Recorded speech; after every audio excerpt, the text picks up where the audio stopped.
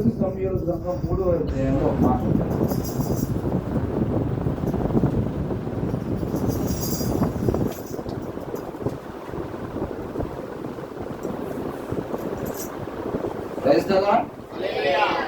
మొదటి సమయాల గ్రంథం 3వ అధ్యాయం 9వ వచనం.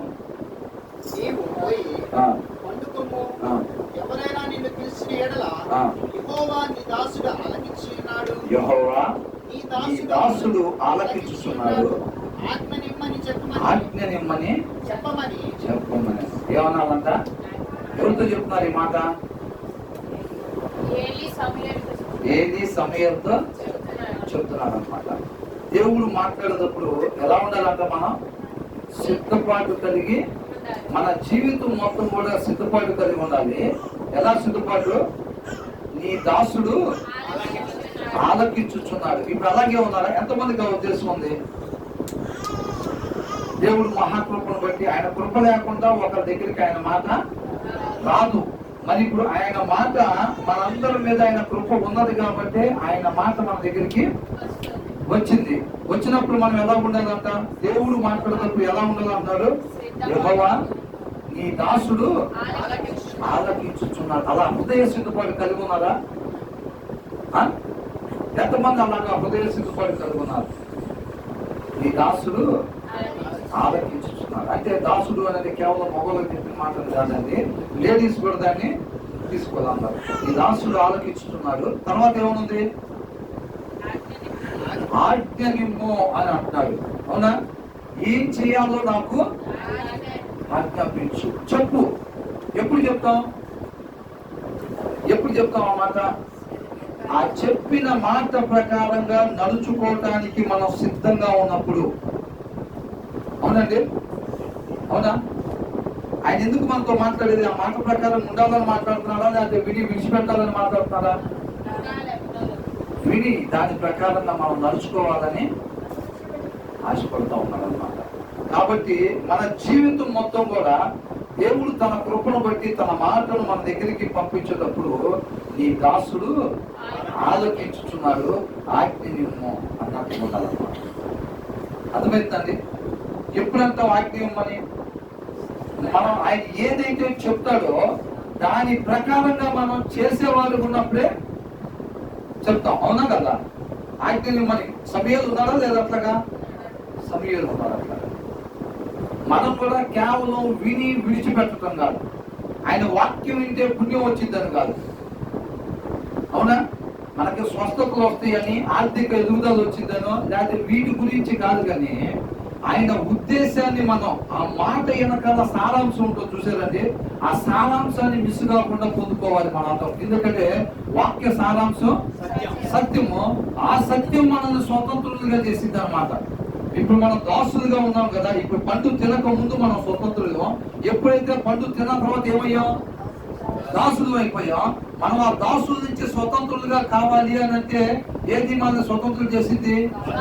వాక్య సారాంశం సత్యం. ఆ సత్యం మనల్ని స్వతంత్రులు చేసింది. కాబట్టి ఆ వాక్యం వెనకాల ఉన్న సారాంశాన్ని మనం మిస్ కాకూడదు ఇప్పుడు కూడా. అర్థమవుతుందండి? ఇప్పుడు పోయినసారి మనం ధ్యానించుకున్నాం ఏమని? పండు తినకూడదు అని. పండు తినకూడదని అవ్వకు తెలుసా లేదా? తెలుసు. తినిందా లేదా? తినింది. ప్రయోజనం ఏమన్నా? బతుకుందా నిత్యం? లేదు. పండు తినకూడదు అనేది దేవుడు మాట. దేవుడు మాట తెలుసు అంటే దేవుడు వాక్యం. దేవుడు వాక్యం తెలుసు, దాన్ని చేసిందా? చేయదా? చేయకపోవటం వల్ల ఏమైంది? నశించిపోయారు. అవునా? బయటికి త్రోసివేయబడ్డారు. అంతేనా కదా? ఇప్పుడు మనకు కూడా ఆయన మహాకృపను బట్టి ఆయన మాటను మన దగ్గరికి పంపిస్తున్నాడు.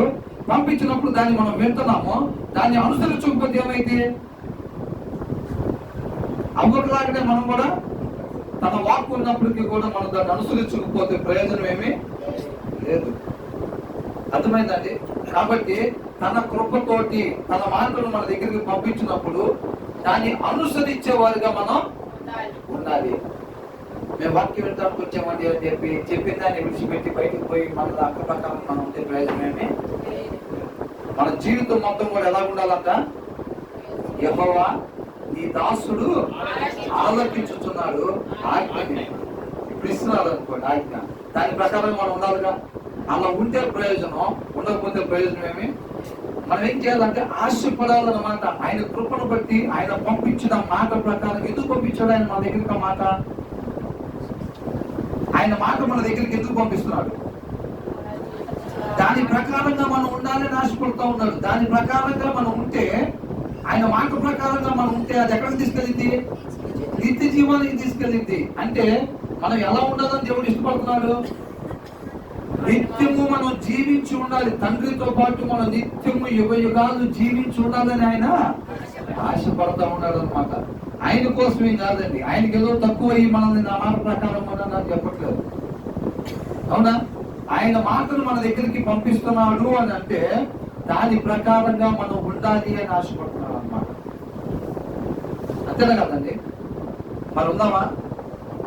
ఆయన మాట ప్రకారం, ఆయన ఏదైతే మాటను పంపించాడో ఖచ్చితంగా దాని ప్రకారం మనం ఉండటం వల్ల, ఆయన చెప్పిన మాట ప్రకారం మనం ఉండటం వల్ల ఆయన మహిమపరిచే వాళ్ళకి ఉంటాం. మనం ధ్యానించుకుందాం ఏమని? చేయుటకు నువ్వు నాకు ఇచ్చిన పని ఈ భూమి మీద నేను సంపూర్ణంగా నెరవేర్చి నిన్ను మహిమపరిచానని యేసుక్రీస్తు వారు చెప్పారు అనమాట. ప్రతి మానవాళిని ఆయన మహిమ కొరకు సృష్టించుకున్నారు కాబట్టి ఎలా మహిమపరచాలంట? ఆయన ఏ పని చేయమని చెప్పాడో ఆ పని చేయటం ద్వారా మహిమపరచబడతాడు. చెప్పిన పని చేయకుండా 15 మాటలు పడినా, 15 గంటలు ప్రార్థన చేసినా ప్రయోజనం ఏమి? నువ్వు చాప పట్టుకొని తీసినా, కుర్చీ సదిరినా దేవుడికి అసహ్యం. నేను చెప్పట్లేదండి, వాక్యమైన దేవుడు చెప్తాం. అర్థమవుతుందండి? ఆయన మాట ప్రకారంగా మనం జీవించకుండా మనం ఏది చేసి వీటి వల్ల కొన్ని మార్కులు మనకి వేస్తాడు, పాస్ మార్కులు అంటే ఒక్క మార్కు కూడా వెయ్యడు అని వాక్య సారాంశంలో నుంచి చెప్పబడతా ఉందన్నమాట. మనల్ని మనం మోసం చేసుకోకూడదు. ఈ అధ్యాయంలో నుంచి స్పష్టంగా మనకు అర్థమైతే చేయాల్సిన పని విడిచిపెట్టి మిగతా చేయటం వల్ల దేవుడు మనల్ని అంగీకరిస్తాడని చెప్పి ఆయన్ని కాదని మోసం చేసేది మనల్ని మనం మోసం చేసుకున్న వాళ్ళమే.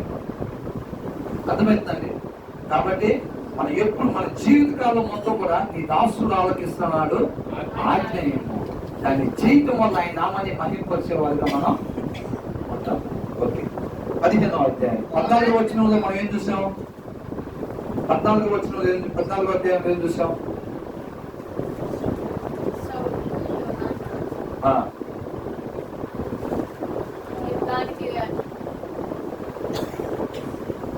దానికి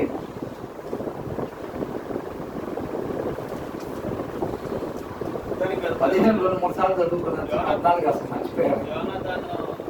ఎప్పుడైనా 15 అధ్యాయం ధ్యానించుకున్నప్పుడు 14వ అధ్యాయం చివరి వచ్చిన లేదా 2 వచనాలు మనం చదువుకుంటే అది మనకి అర్థమైందని అనుకున్నాం కదా, అవునా?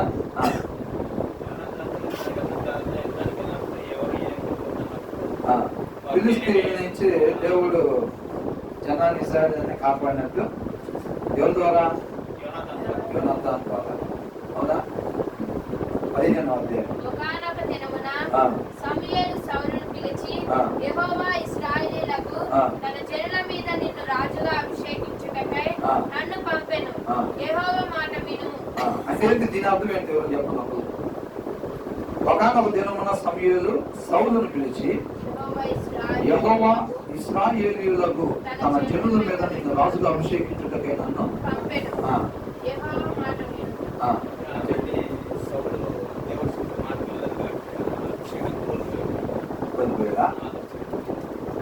పడిపోయినట్లేనా?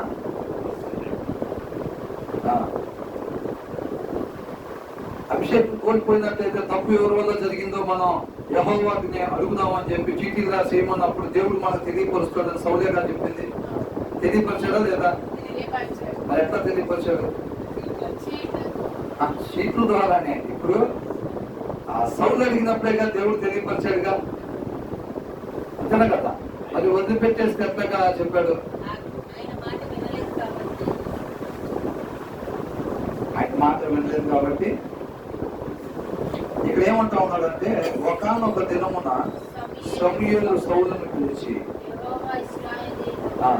ఇక్కడ ఏంటంటే తర్జుమా దాంట్లో ఇంగ్లీష్ బైబిల్లో చట్టం ఉంది, సమూయేలు సౌలును పిలిచి అనేది ముందు ఉంటుంది అనమాట. ఒకనొక దినమున ఇశ్రాయేలీయులకు తన జనుల మీద నిన్ను రాజుగా అభిషేకించుటకై నన్ను పంపెను. సమూయేలు అంతా సౌలుని పిలిచాడంట.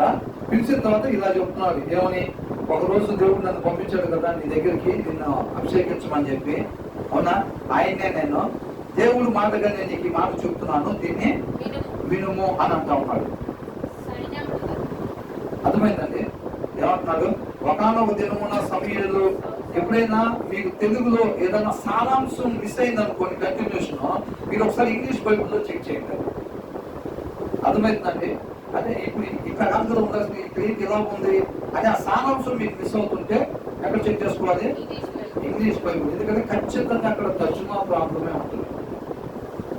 తర్జుమా ప్రాబ్లం ఉంటుంది.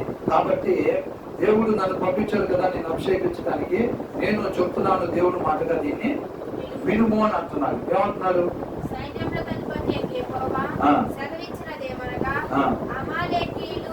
ఇశ్రాయేలీయులకు చేసినది నాకు జ్ఞాపకమే. వారు ఐగుప్తులో నుండి రాగానే అమాలేకీయులు వారికి విరోధులై మార్గమందు వారి మీదకి వచ్చింది కదా. కాబట్టి నీవు పోయి కనికరింపక అమాలేకీయులను హతము చేయించు, పురుషులేమి స్త్రీలేమి. ఎప్పుడు అమాలేకీయులను అడ్డగించారా? అడ్డగించలేదా? సైన్యములకు అధిపతి యెహోవా సెలవిచ్చినది ఏమనగా అమాలేకీయులు ఇశ్రాయేలీయులకు చేసినది నాకు జ్ఞాపకమే. వారు ఐగుప్తులో నుండి రాగానే అమాలేకీయులు వారికి విరోధులై మార్గమందు వారి మీదకి వచ్చింది కదా. దేవుడు గుర్తు పెట్టుకున్నాడు దాన్ని. ఈ ఐగుప్తులో నుంచి బయటకు వచ్చిన తర్వాత అమాలేకీయులు ఏం చేశారంట? వీళ్ళు కొన్ని దేశాల నుంచి వెళ్ళవలసి వచ్చింది అనమాట, ఆ పాలు తేళ్లు ప్రవహించే దేశంలోనికి. అలా వెళ్ళేటప్పుడు ఇది ఏం చేశారంట? కొంతమంది అంగీకరించారు, కొంతమంది ఏం చేశారు? అంగీకరించకుండా ఎదురు పడ్డారు. నిర్గమకాండం 17వ అధ్యాయం 8వ వచ్చింది. నిర్గమకాండం అంటే ఏంటిది? ఏం జరుగుతుంది దాంట్లో? ఇశ్రాయేలీయులను ఐగుప్తులో నుంచి బయటికి తీసుకొచ్చి ఆ 40 సంవత్సరాలు నడిపించే స్టోరీ మొత్తం కూడా నిర్గమకాండంలో ఉంది. కాబట్టి ఇది బయటికి తీసుకొని వస్తా ఉన్నారు. వచ్చేటప్పుడు 7వ వచనం ఇశ్రాయేలీయులు చేసిన వాదము బట్టి యెహోవా మన మధ్య ఉన్నాడో లేడో అని వారు యెహోవాను శోధించడాన్ని బట్టి అతడు ఆ చోటికి మస్పా అని మెరీబా అని పేర్లు పెట్టాడు. తరువాత అమాలేకీయులు వచ్చి రెఫీదీములో ఇశ్రాయేలీయులతో యుద్ధం చేయగా మోషే యెహోషువతో. చూసారా ఏం చేశారంటున్నారు? అమాలేకీయులు వచ్చాక రెఫీదీములో వాళ్ళు అక్కడి నుంచి బయటకు వచ్చిన తర్వాత ఫస్ట్ వ్యతిరేకించి యుద్ధం చేసిన వాళ్ళు అమాలేకీయులు. దేవుడు దాన్ని మర్చిపోతారు. అర్థమవుతుందండి? ఎప్పుడు నిర్గమకాండంలో ఇప్పుడు ఇది జరిగిన తర్వాత ఎన్ని చదివాను? అవునా? ఎన్ని చదివా? దేవుడు మర్చిపోతాడా? పోయిన వారం చేసింది ఒక శిక్షించేవాడు, అప్పుడే శిక్షించేవాడికి అయితే మనకి ఇంకా లేదని అనుకుంటానా? వదిలిపెడతాడా? లేదు. కాబట్టి ఏమంటున్నాడు? అమాలేకీయులు ఇశ్రాయేలీయులకు చేసినది నాకు జ్ఞాపకమే. వారు దీంట్లోకి వచ్చారు. మరి 15వ ఐగుప్తులో నుండి రాగానే అమాలేకీయులు వారికి విరోధులై మార్గమందు వారి మీదకి వచ్చింది కదా. కాబట్టి నీవు పోయి కనికరింపక అమాలేకీయులను హతము చేయించు. అక్కడ మాట ఇచ్చాడు, ఏమని? చిన్నపిల్లలని చంపేయటం ఏంటి? చిన్నపిల్లలను చంపేయటం, స్త్రీలను చంపేయటం, పాపం పశువులు కూడా చంపేయటం ఏంటి అని ఒక్కొక్కసారి ఏమనిపిస్తుంది? అవునా? కాబట్టి పదం వాడారు ఇక్కడ. ఏమని? కాబట్టి నీవు పోయి కనికరింపక, అంటే ఈయన చేసే పనిలో ఆ పరిస్థితి ఎదురైంది కాబట్టి దేవుడికి ముందే తెలుసు కాబట్టి ఈ పదాన్ని వాడుతా ఉన్నాడు. ఏమన్నాడు? కనికరింపక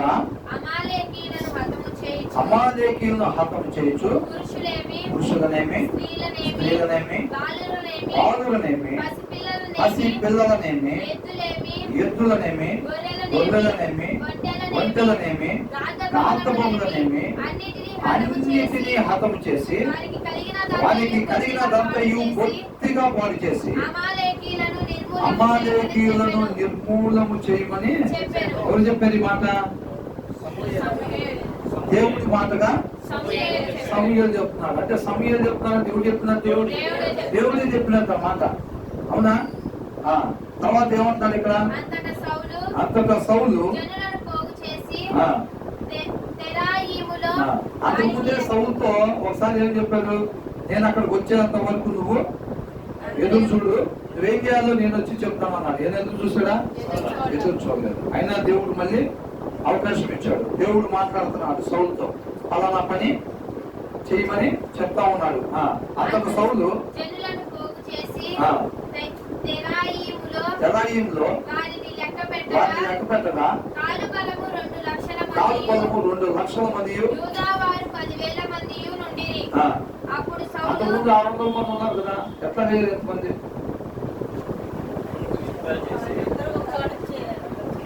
అందరూ ఒకసారి 14వ అధ్యాయం చివరికి వచ్చింది. సౌలు బ్రతికిన దినములన్నీయు ఫిలిష్తీయులతో ఘోర యుద్ధము జరగగా తాను చూచిన బలాఢ్యులనందరినీ పరాక్రమశాలులందరినీ తన యొద్దకు చేర్చుకొనెను. ఏం చేశాడంట? వాళ్ళందరూ కూడా చేర్చుకొని సైన్యాన్ని పెంచుకున్నాడు అనమాట. యోనాతాను ద్వారా అక్కడ విజయం వచ్చింది కదా, వచ్చింది కాబట్టి తర్వాత ఏం చేశాడు? ఇక జనాన్ని అందరూ వెళ్ళిపోయారు, 600 మంది మిగిలారు కాబట్టి మళ్ళీ సైన్యాన్ని తయారు చేసుకున్నాడు బాగా. అప్పుడు సౌలు అమాలేకీయుల పట్టణములలో ఒకదానికి వచ్చిన లోయలో పొంచి ఉండి ఇశ్రాయేలీయులు ఐగుప్తులో నుండి వచ్చినప్పుడు వీరు వారికి ఉపకారము చేసిరి గనుక అమాలేకీయులతో కూడా నేను మిమ్మల్ని నాశనము చేయకుంటున్నట్లు మీరు వారిలో నుండి బయలుదేరిపోవుడని కెనీయులకు వర్తమానము పంపగా కెనీయులు అమాలేకీయులతో నుండి వెళ్ళిపోయిరి. ఏం చేశాడు? దేవుడు అమాలేకీయుల మొత్తాన్ని నిర్మూలన చేయమని చెప్పాడు. అమాలేకీయుల దగ్గర ఉన్న ఒక ప్రదేశంలో అక్కడ లోయ దగ్గరికి వచ్చి దిగిన తర్వాత సౌలు సైన్యంతో అక్కడ కెనీయులు అనే వాళ్ళు ఉన్నారన్నమాట. వాళ్ళు ఇశ్రాయేలీయులకు అంతకుముందు మేలు చేసిన వాళ్ళుగా ఉన్నారు. కాబట్టి మీరు వారితో పాటు నశించుకోకుండా మీరు ఇక్కడి నుంచి వేరే ప్రదేశానికి వెళ్ళిపోండి, వీళ్ళందరినీ నేను నశింపు చేయడానికి వచ్చానని చెప్పాడు. చెప్పినప్పుడు వాళ్ళు వెళ్ళిపోయారు. తరువాత సౌలు అమాలేకీయులను హవీలా నుండి ఐగుప్తు దేశ మార్గంలోనున్న షూరు వరకు తరిమి ఏం చేశాడంట? షూరు వరకు తరిమి హతం చేశాడంట.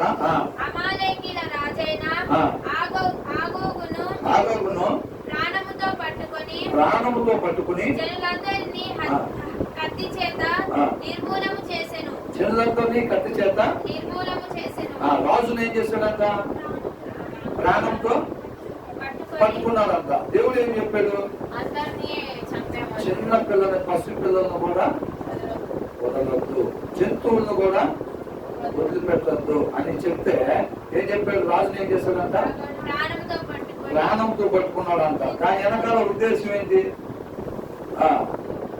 మిగతా వాళ్ళని చంపేశారు. మిగతా వాళ్ళని చంపేశారు. ఎవరెవరంతా? అగాగును, సౌలును జనులను, అంటే ఇద్దరు. అవునా? ఇద్దరు కలిసి అగాగును గొర్రె పిల్లలు మొదలైన వాటిలోను మంచి వాటిని నిర్మూలము చేయక ఏమని చెప్పాడు దేవుడు? మొత్తాన్ని నాశనం చేయమంటే రాజును మాత్రం చంపకుండా ఉంచాడు, ప్రాణంతో ఉంచాడు. అంత మాత్రమే కాదు, ఈ గొర్రెల్లో ఎద్దుల్లో క్రొవ్విన గొర్రె పిల్లలు మొదలైన వాటిలోని చోట మంచి వాటిని నిర్మూలము చేయక అంట. దేవుడు చెప్పింది చేస్తున్నాడా లేదా సౌలు? చేయట్లేదు. పనికి రాని నీచ పశువులన్నిటినీ నిర్మూలము చేసిరి. అంటే దేవుడి దగ్గర ఏం చూపిస్తున్నాడు సౌలు? మనిషి జ్ఞానాన్ని చూపిస్తా ఉన్నాడు అనమాట. అవునా? ఇప్పుడు కొంతమంది ఏం చేస్తాం? ఇక్కడ బెంచర్ల దగ్గర తల్లి తిరుగుతాం, కంకిపాడు దగ్గర ఎవరో ఎదురు చూస్తూ ఉంటారు మన కోసం. అవునా? కంకిపాడు దగ్గర ఎవరో ఎదురు చూస్తూ ఉంటారు. అప్పుడే మనం ఇంటి నుంచి బెంచర్ల దగ్గర తల్లి తిరుగుతాం. వాళ్ళు ఫోన్ చేస్తాడు, ఫోన్ చేయడం ఇక్కడ కంకిపాడు దారిలో ఉన్నాం. మనం అబద్ధం ఆడినట్టు ఉండకూడదు. అవునా? ఏమనుకుంటే ఇక్కడ ఉండి మన ఈడుకల దగ్గర వచ్చేసామని అబద్ధం ఆడకూడదు. ఎందుకని మనం విశ్వాసము, అవునా? విశ్వాసం కాబట్టి అబద్ధం ఆడకూడదు మనం. కాబట్టి ఏం చెప్తాం, అవతల వాటి నుంచి కూడా ఇబ్బంది ఉండకూడదు మనకి, అక్కడ వెయిట్ చేసే వాటి నుంచి. కాబట్టి ఏం చెప్తాం, రెండు కవర్ చేసే ప్రయత్నం చేస్తాం. ఇటు దేవుడి దగ్గర, అటు వారికి కోపం రాకూడదు. ఎందుకని ఇంకా బెంచర్కుల దగ్గర ఉన్నావు, నేను వెళ్ళిపోతున్నానే అంటాడు కదా. అట్లా అనుకుంటే ఏమంటాం, ఇప్పుడే తగ్గింద్రియం ఏమంటాం, కనిపడి దానిలోనే ఉన్నాం అంటాం. కనిపడి దానిలో అంటే అక్కడ ఉన్నాయని ఏమనుకుంటాడు, ఆల్రెడీ వచ్చేసాడు, ఈ 100 రోడ్డు దిగి కనిపడి ఊళ్ళోకి వస్తున్నాడేమో అని అనుకుంటారు. ఈయనకు తెలుసు ఆయన అట్లా అనుకుంటారని. తెలుసా లేదా? తెలుసు. అట్లా అని చెప్పి మనం అక్కడ పేరు చెప్పామనుకో, ఇంకొక ఆయన దగ్గర కోపం వచ్చింది. ఎవరికాయనికి? దేవుడికి కోపం వచ్చింది. ఎక్కడ ఉండి బెంచర్కిల దగ్గర ఆల్రెడీ ఇరుకుల దగ్గర ఉన్నానంటే దేవుడు దాన్ని పరిధిలో తీసుకుంటాడేమో అని ఎక్కడనే కవర్ చేయడానికి ఏమంటాడు, కష్టపడి దారిలోనే ఉన్నాను అంటాడు. ఏం తెలివేంటి, మన అబద్ధం చెప్పినట్టు ఉండదు. ఎందుకు ఈ దారి ఎక్కడ పోయింది, కంకిపడి పోయింది, కానీ మిగిలిన పిల్లలు, అవునా? అర్థమవుతుందా? అట్లాంటి తెలివితేటలు సౌలు దేవుడి దగ్గర చూపిస్తున్నాడు అన్నమాట. అంటే ఒక మనిషి దగ్గర మనిషిని డీల్ చేసినట్టుగా, ఒక మనిషి దగ్గర వ్యవహరించినట్టుగా ఆ మనిషి జ్ఞానాన్ని దేవుడి దగ్గర ఉపయోగించి తను బతుకుతాం అనుకుంటున్నాడు. అంటే రెండు వైపులా కావాలని. ఇప్పుడు మనం అలా ఎందుకు చెప్తాం, ఇది దేవుడి దగ్గర తప్పు కాకూడదు, మన నిత్య జీవం కావాలి. మళ్ళీ వాడి దగ్గర లోపల వాడి దగ్గర కూడా తప్పు కాకూడదు. కాబట్టి కనిపడి దానిలో ఉన్నామని చెప్పాలి. ఏదేం చేస్తున్నాడు, దేవుడి దగ్గర కోపం రాకూడదు. అట్ ద సేమ్ టైం వీళ్ళకి ఆ రాజు సహాయం తోడు కావాలి. ఆ మంచి మంచి గొర్రెలు కొవ్విన ఎట్లు వీళ్ళకి కావాలి. ఈ కావాలి. ఆయన దగ్గర కోపం రాకూడదు. ఈయన నిత్యం రాజుగానే ఉండాలి. మంచి మంచి గొర్రెలు ఎట్లు కూడా వీళ్ళకి కావాలన్నమాట. అది ఎవరి జ్ఞానం అంటే మనిషి జ్ఞానం, అవునా? మరి దేవుడి దగ్గర ఎంత ఉపయోగిస్తున్నారు చెప్పండి. దేవుడి శక్తి సామర్థ్యాలు దేవుడిని దేవుడిగా తెలుసుకోకపోవటం వలన జరిగే పొరపాటు. ఈ రోజుల్లో అనేక మంది మనుషులు కూడా అట్లాగే చేస్తూ ఉంటాం మనం, తెలుసా? ఈ అధ్యాయం చివరి ముగింపులోకి వచ్చేసరికి దేవుణ్ణి ఇది చేశాడా లేకపోతే ఏనే మోసపోయాడా అనేది మనకు అర్థమైంది. మన జీవితంలో కూడా ఖచ్చితంగా ఇదే ఉండింది. అర్థమవుతుందండి? మన దేవుడి దగ్గర కూడా మనం చెడ్డవ్వకూడదు అని చెప్పి మన మెయిన్ ఉద్దేశం మెయిన్ పని వేరే ఉంటే లాస్ట్ లో వచ్చేసి మనం ఇక్కడ కొంచెం ప్రార్థన కింద ఆయన కూడా సాటిస్ఫై చేసి ఉంటుంది. దాన్ని అంగీకరిస్తారా? అంగీకరించు. ఇదంతా మంచి మంచి వాటిని మిగిల్చుకొని నీచ పశువులన్నింటినీ నిర్మూలం చేసి చేసింది. ఇలాగూ సెలవిచ్చాను. ఇదిగో ఈయన ఎప్పుడైతే దేవుడు చెయ్యమని చెప్పిన పని చేయకుండా రాజును ప్రాణంతోనే వదిలిపెట్టి ఆ మంచి మంచి గొడ్డున వాటిని తీసుకొచ్చి ఈయన దగ్గర పెట్టుకున్నారో దేవుడు అప్పుడే డిసైడ్ అయిపోతాడు అంతే. కానీ ఈయన చేసేసరికి టైం పట్టింది. అర్థమవుతుందండి? దేవుడు వద్దు అన్న పని నువ్వు నేను చేసినప్పుడే దేవుడు డిసైడ్ అయిపోతాడు, ఒక ఆలోచనకు వచ్చేస్తాడు. అర్థమవుతుందండి? కాకపోతే అది మన జీవితంలో ఆ పరిస్థితి ఎదురవడానికి సమయం పట్టొస్తుంది, కానీ దేవుడు అప్పుడే డిసైడ్ అయిపోతాడు. కానీ మనం ఏమనుకుంటాం, అదే మనం ఈ పని చేసాం, దేవుడు వద్దన్న పని చేసాం, అయినా మనకి ఏం కాలేదు కదా ఈ పూట అని అనుకుంటాం. ఆ పూట అయ్యిందా అవలేదా? ఆ పూట మనం చేసిన తప్పుకి పని రెడీగా ఉందా లేదా? ఖచ్చితంగా ఉండింది, కానీ మనకు కనపడదు అప్పుడే అది, అవునా? దాన్ని గమనించుకోవాలి. దేవుణ్ణి దేవుడిగా తెలుసుకోకుండా ఆయన్ని మహిమపరచాల్సిన రీతిగా మహిమపరచకపోతే నష్టపోయేది కేవలం మనమే. నష్టపోయేది కేవలం మనమే నష్టపోతామండి, ఎవరో కాదు. అర్థమైందా? ఒకవేళ దేవుడు దాన్ని రిసీవ్ చేసుకుంటే ఏమంటారు? కింద వచ్చిన చూడండి. అప్పుడు యెహోవా వాక్కు అంతా సమూయేలునకు ప్రత్యక్షమై ఇలాగూ సెలవిచ్చాను. ఏం చేశాడు? అనుసరించాడు అంటున్నాడా? అనుసరించలేదు అంటున్నాడా? అనుసరించలేదు అని అంటున్నాడు. సౌలు నన్ను అనుసరింపక వెనక తీసి నా ఆజ్ఞలను గైకొనకపోయెను గనుక అతనిని రాజుగా నియమించినందుకు నేను పశ్చాత్తాపపడుచున్నాను. పశ్చాత్తాపడటం అంటే ఏంటి?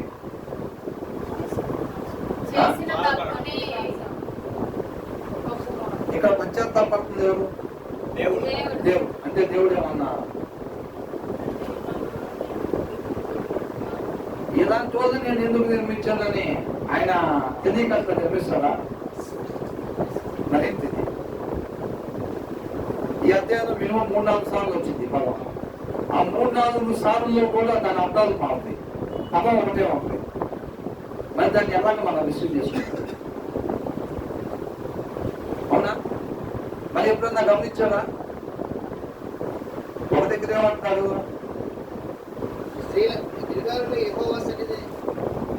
ఇశ్రాయేలీయుల మీద రాజుగా ఇప్పుడు 29వ వచనం చూడండి ఒకసారి.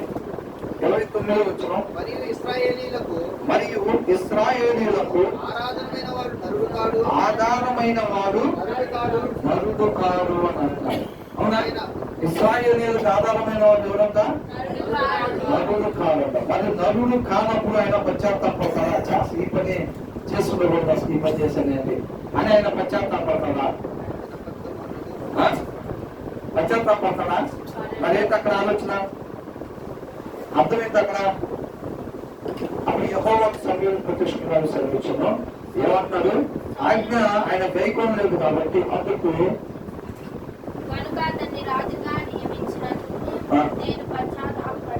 పశ్చాత్తాపడుతున్నాను. అందుకు సమూయేలు కోపావేశుడై రాత్రంతా యెహోవాకు మొరపెట్టుచుండెను. ఏం చేస్తున్నాడు సమూయేలు? కోపం తెచ్చుకొని రాత్రంతా యెహోవాకు ప్రార్థన.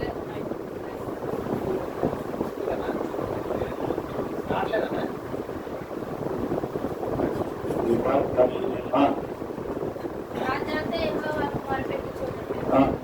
కోపావేశుడు.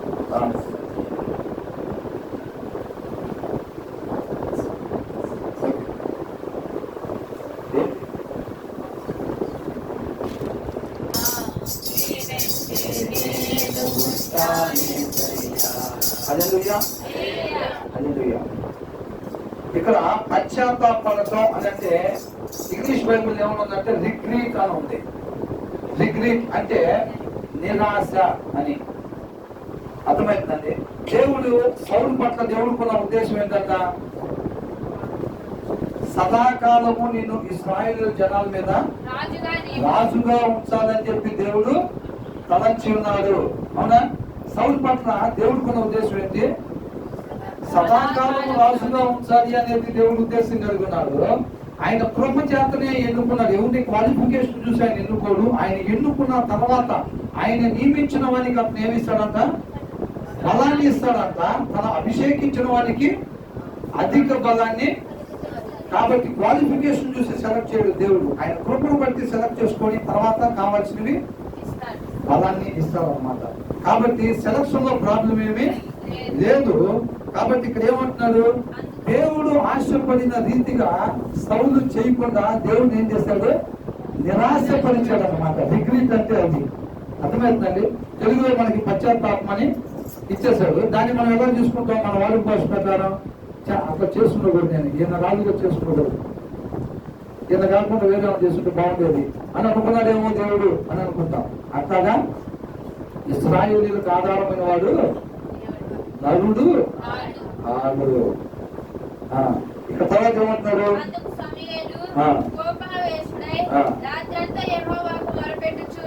చూసారా?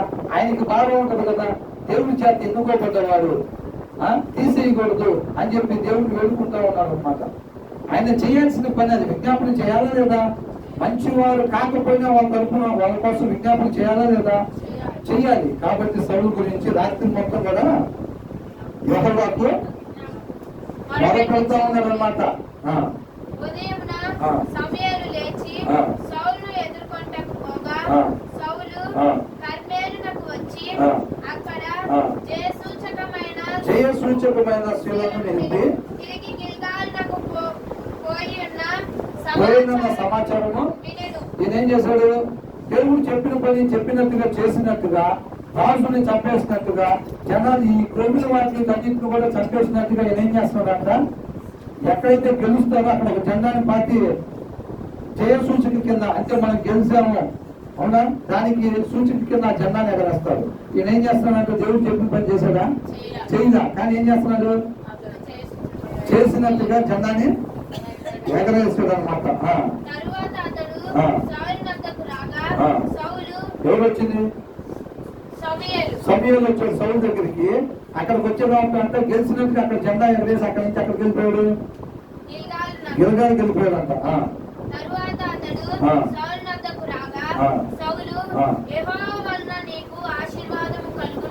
సౌలు దగ్గరికి సమూయేలు రాగానే సౌలు అంటున్నాడంట, యెహోవా వలన నీకు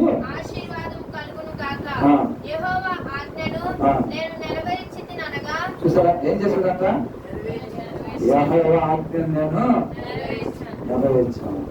అంటే నువ్వు ఆయన నామాన్ని అంత మహింపరుస్తున్నావు, నేను ఈ నామాన్ని ఎట్లాగా మహింపరిచాను. ఇద్దరు పదేగా అసలు ఆయన పరిచయంలో గొప్పగా ఆయన నామాన్ని మహింపరిచాం అన్నట్టుగా ఇద్దరు ఆత్మీయ సహోదరులు మాట్లాడుకుంటే ఇలా ఉంటుంది అనమాట. అట్లా ఏమని చెప్తున్నాడు? యెహోవా వలన నీకు ఆశీర్వాదం కలుగును గాక, యెహోవా ఆజ్ఞను నేను నెరవేర్చితిని అని అంటున్నాడంట. అది ఏమనుకున్నాడు? ఈయన ఆల్రెడీ కొమ్మినాటిని మిగిల్చుకొని రాజుని మిగిల్చుకున్నప్పుడు దేవుడు దాన్ని అంగీకరించాడని నేనేమనుకుంటున్నాడు? అనుకున్నాడు. ఆయన అంగీకరించాడని. మనిషి జ్ఞానం దేవుడి దగ్గర ఉపయోగించి అది దేవుడు దాన్ని రిసీవ్ చేసుకున్నాడు అనుకుంటాను. మనం కూడా అంతే. ఇందాకేమని చెప్పాం? సర్కిల్ దగ్గర నుంచి తిరిగి కంపేర్ దారిలోనే ఉన్నా అని చెప్తే అక్కడ వాడు సాటిస్ఫై ఉంటాడు, ఇక్కడ ఈయన కూడా సాటిస్ఫై అయ్యో ఉంటాడు. అవునా? ఎందుకు నేను అబద్ధం చెప్పలేదుగా? ఇది కంకిపాడు పోయే దారే కాబట్టి నేను కంకిపాడు దారిలో ఉన్నానని చెప్పాను కాబట్టి ఆయన కూడా సాటిస్ఫై ఉంటాడని ఎవరు అనుకుంటారు? ఈ చెప్పిన ఆయన అంటే మనం అనుకుంటాం. ఆయన సాటిస్ఫై అయ్యాడా? సౌలు కూడా అంతే అనుకున్నాడు. ఈయన కావాల్సినవి మిగిల్చుకొని యెహోవా ఆజ్ఞను నేను నెరవేర్చానని అంటున్నాడు. నెరవేర్చానని అన్నాడు. ఈయన చెప్పిన దాని ప్రకారంగా తీసుకున్నాడు అనుకుంటున్నాడు. దేవుడు తీసుకున్నారా?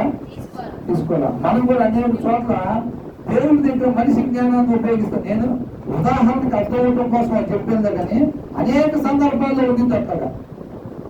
ఇప్పుడు ఎక్కడికన్నా పోయేదన్నా ఒక పని చెప్పిన చేయమని చెప్పారు అనుకోండి, మన మాస్టర్ గారు చెప్పారు కానీ వెళ్ళలేదు అనుకోకుండా మన పనులు మొత్తం చూసుకొని ఇప్పుడు వెళ్ళామంటే అడుగుతారు వెళ్ళామా అక్కడికి అని అత్తలేమో అని లాస్ట్ లో వచ్చేటప్పుడు అక్కడ కలిసి వచ్చాం అనుకోండి. ఆయన లేదు వచ్చేసాం. వెళ్ళమనిందేమో పొద్దున పూట. అవునా?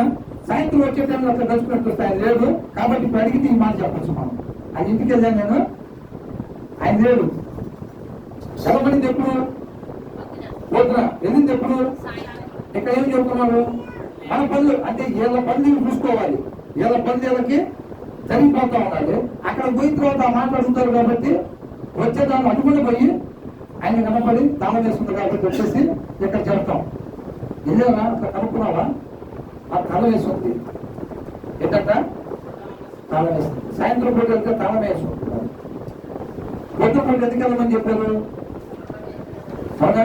అక్కడ మన పనులు మనకు జరిగిపోయి వెళ్ళాల్సిన టైంలో వెళ్ళకుండా మన పనులు సొంత పనులన్నీ చూసుకొని సాయంత్రం దాకా సాయంత్రం పూట ఒకసారి వెళ్ళి కనపడి చూస్తే ఇక్కడ పని కూడా జరిగిపోయింది.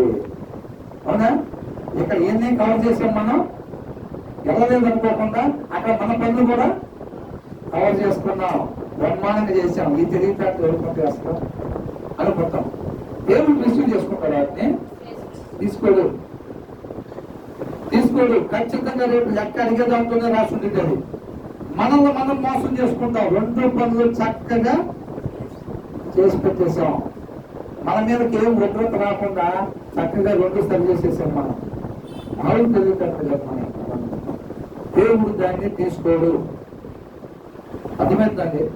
మనిషి జ్ఞానం దేవుడి దగ్గర ఉపయోగించుకోవాలి. దేవుడిని దేవుడిగా తెలుసుకోకపోవడం వల్ల వచ్చేది అది మొత్తం. ఒకసారి కీర్తన 137 ఒకసారి చేద్దాం.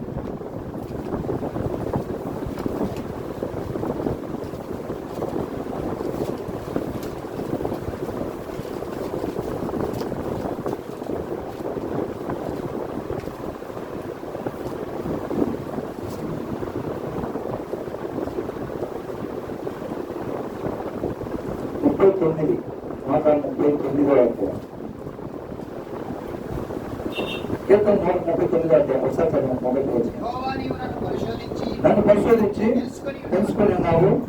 కూర్చుంటా నేను లేచుటా నీకు తెలియను. నేను కూర్చుండుట నేను లేచుట నీకు తెలియను. తెలియను. నాకు తలంపు పుట్టక మునిపే నాకు తలంపు పుట్టక మునిపే నీవు నా మనసు గ్రహించి ఉన్నావు. నీవు నా మనసు గ్రహించి ఉన్నావు. అసలు మనం అనుకుంటామా? అవతల వాళ్ళకి తలంపు రాకముందే జరిగితే మనం గ్రహిస్తామా?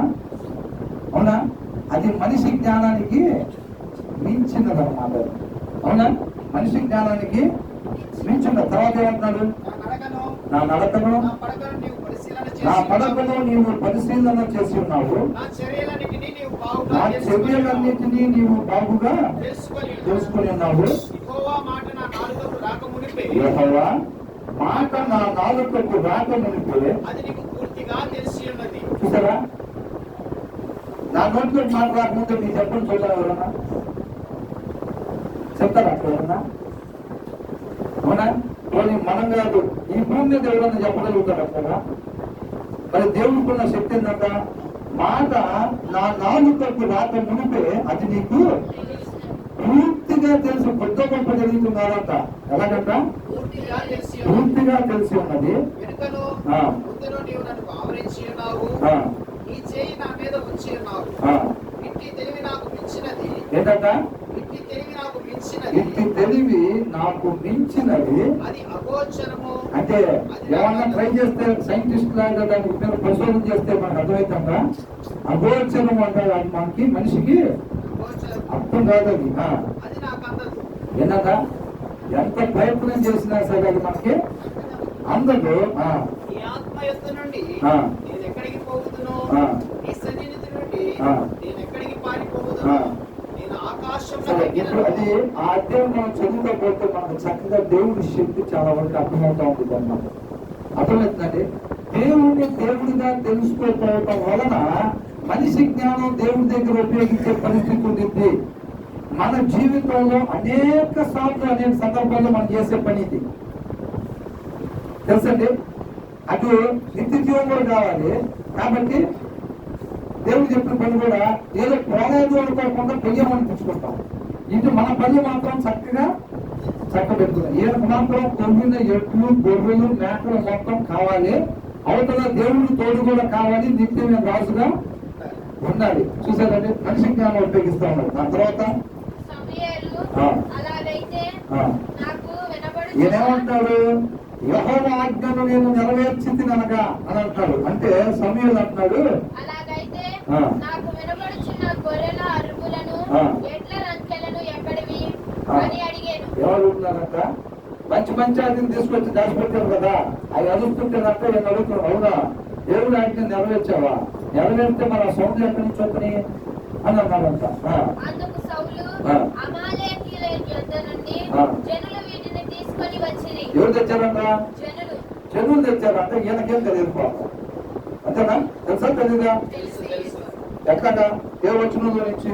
ఇక్కడ ఎంతో వచనం. జమాలేకుల రాజు అగాగును ప్రాణం 9వ వచనం. 9వ సౌలు జనులను కూడి సౌలును జనులను కూడి జనులను కూడి అగాగును అగగును గొర్రెలలోను ఎద్దలను పొందిన గొర్రె పిల్లలు మొదలైన వాటిలో నుంచి మంచి వాటిని నిర్మూలన చేయగా చూసారా? ఇద్దరు కలిసా లేకపోతే పాపం జనాలు ఒక్కలేదా? ఇద్దరు కలిసి దొంగ దొరికేసరికి ఏమంటున్నాడు? అనుకున్నాడు దేవుడు రిసీవ్ చేసుకుంటాడు. యా నేను చెప్పిన పని చేసావు శబాష్ సౌలు అని అంటానేమో. మనకి మిగిలినవి ఆ రాజుడు కూడా మనకు సహాయపడతాడని చెప్పి తెచ్చుకున్నాం. దేవుడు కూడా శబాష్ అని అన్నాడు. రెండు వైపులా చక్కగా మనం మేనేజ్ చేసామని అనుకున్నాడు. మనలాగా చాలా సందర్భాల్లో మనం అట్లా అనుకుంటూ ఉంటాం కదా, అట్లాగే అనుకొని దేవుడి దగ్గరికి వచ్చి నిలబడ్డాడు. అవతల కూడా నరుడు అనుకుంటున్నాడు సౌలు. అవునా కదా? అవతల కూడా నరుడే అనుకొని మనిషిని డీల్ చేసినట్టు చేస్తున్నాడు. జనులు వీటిని తీసుకొని వచ్చిరి. జనులు వీటిని తీసుకుని వచ్చింది. ఈ దేవుడైన యెహోవాకు ఆ. బలి నర్పించుటకు ఆ. జనులు గొర్రెలలోను చూసారా? మళ్ళీ ప్రాబ్లం కాకుండా దేవుడు ఒకవేళ నాకు ఇది ఇష్టం లేదు అని అంటాడేమో అని చెప్పి ఏమంటున్నాడు? ఈ దేవుడైన యెహోవాకు ఆ. బలి నర్పించుటకు దేవుడికి బలి అర్పించడం కోసం మన వాళ్ళు తెచ్చారు. వాళ్ళు కూడా పోతే ఈయన సైన్యం కూడా ఉంది కదా, ఈయన బాగోడు, వాళ్ళు కూడా బాగూడదని చెప్పి పని చేస్తే పాల్గొన ఎవరు? అవునా? అట్లా కాకుండా ఏమంటారు? ఈ దేవుడైన దేవుడైన యెహోవాకు యెహోవాను బలి అర్పించుటకు జనులు గొర్రెలలోను ఆ. ఎడ్లలోను ఆ. మంచి వాటిని ఉండనివ్వక వాటిని ఆ బలి అర్పించడానికే వచ్చారు. నేను వాటిని సౌండ్ లేదు, నువ్వు పట్టించుకోవాలి. అదేం వాళ్ళు తినడానికి కాదు, దేవుడికి బలి అర్పించడానికి పెట్టేది అంతే. అవునా? ఎవరిని కన్విన్స్ చేసేది? దేవుడా? అసలు నిలబడతానికి సరిపోతామా? ఆయన తోడు తెలిస్తే చచ్చిపోతారని భయపడి మేము ఆయన మాట్లాడుతుందే మాట్లాడి మాతో చెప్పాను అంటారు. అవునా? ఇంతవరకు ఆయన చూసిన వాళ్ళు లేరంట బైబిల్ మొత్తంలో. ఆయన చూస్తే ఏ మనిషి కూడా మరి ఎవరు కాదా ఉప్పుగంతులు? అవునా?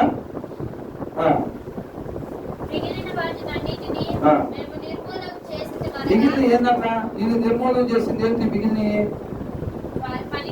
పనికిరాని అని రాశారు అక్కడ క్లియర్గా. పనికి అవి కూడా పనికొస్తే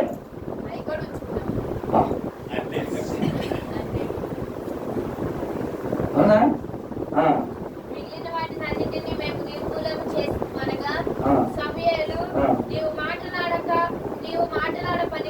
అసలు దేవుడు ఎంతున్నాడు, ఈయన మాట్లాడు ఏం చేసుకున్న పని దేవుడు అంగీకరించుకున్నాడు.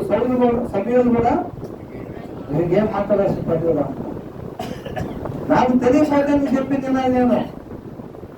నేనేం బైబుల్ చదవకుండా వచ్చేవాడిని కాదు ఏం చెప్తా తీసుకోవడానికి.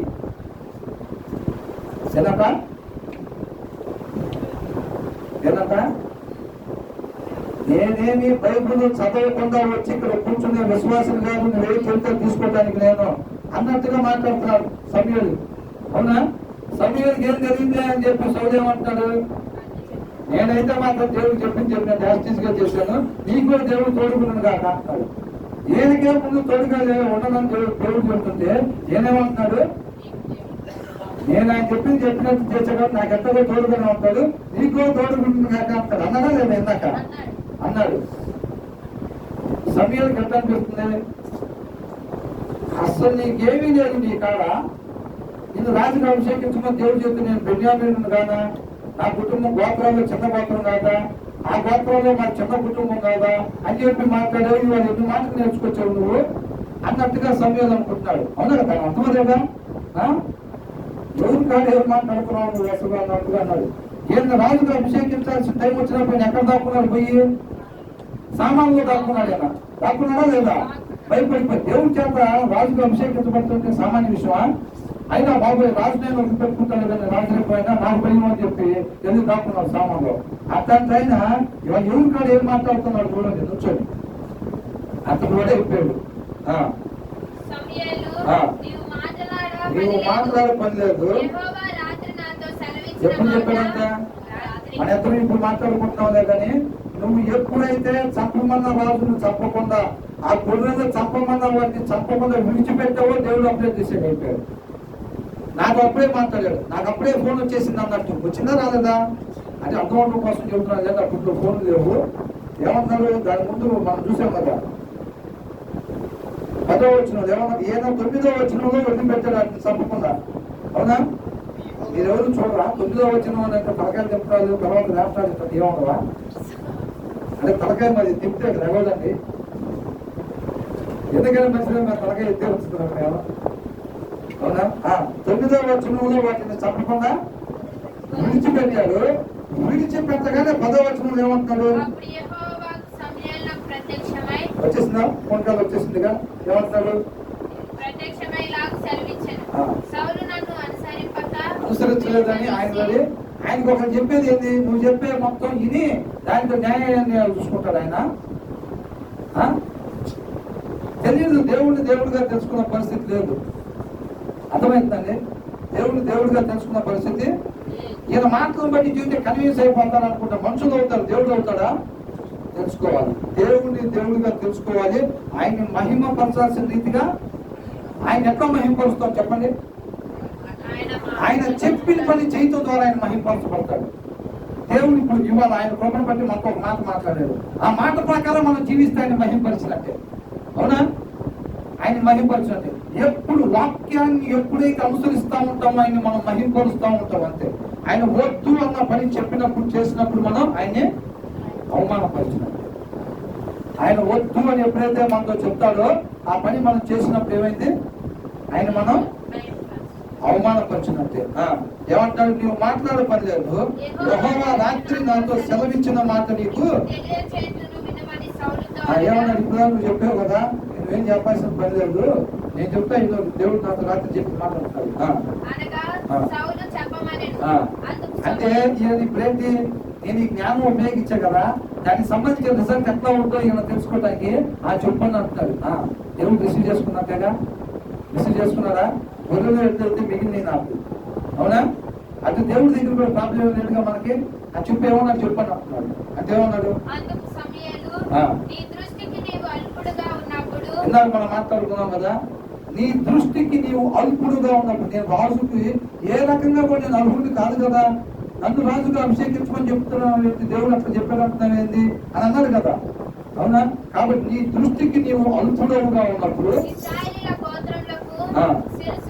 శిరస్సు వైద్యువి, యెహోవా నిన్ను ఇశ్రాయేలీయుల మీద రాజుగా.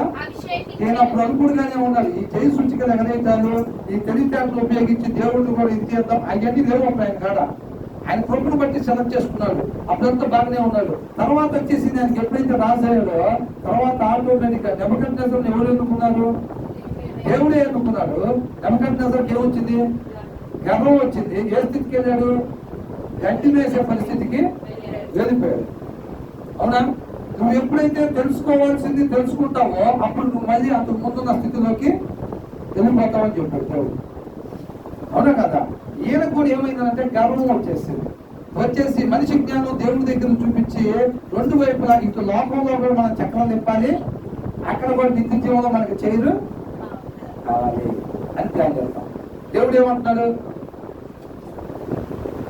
ఎంతకాలం మీరు రెండు తలంపులు, అవునా? ఏలియా దగ్గర కూడా వచ్చినప్పుడు అదేమంటారు?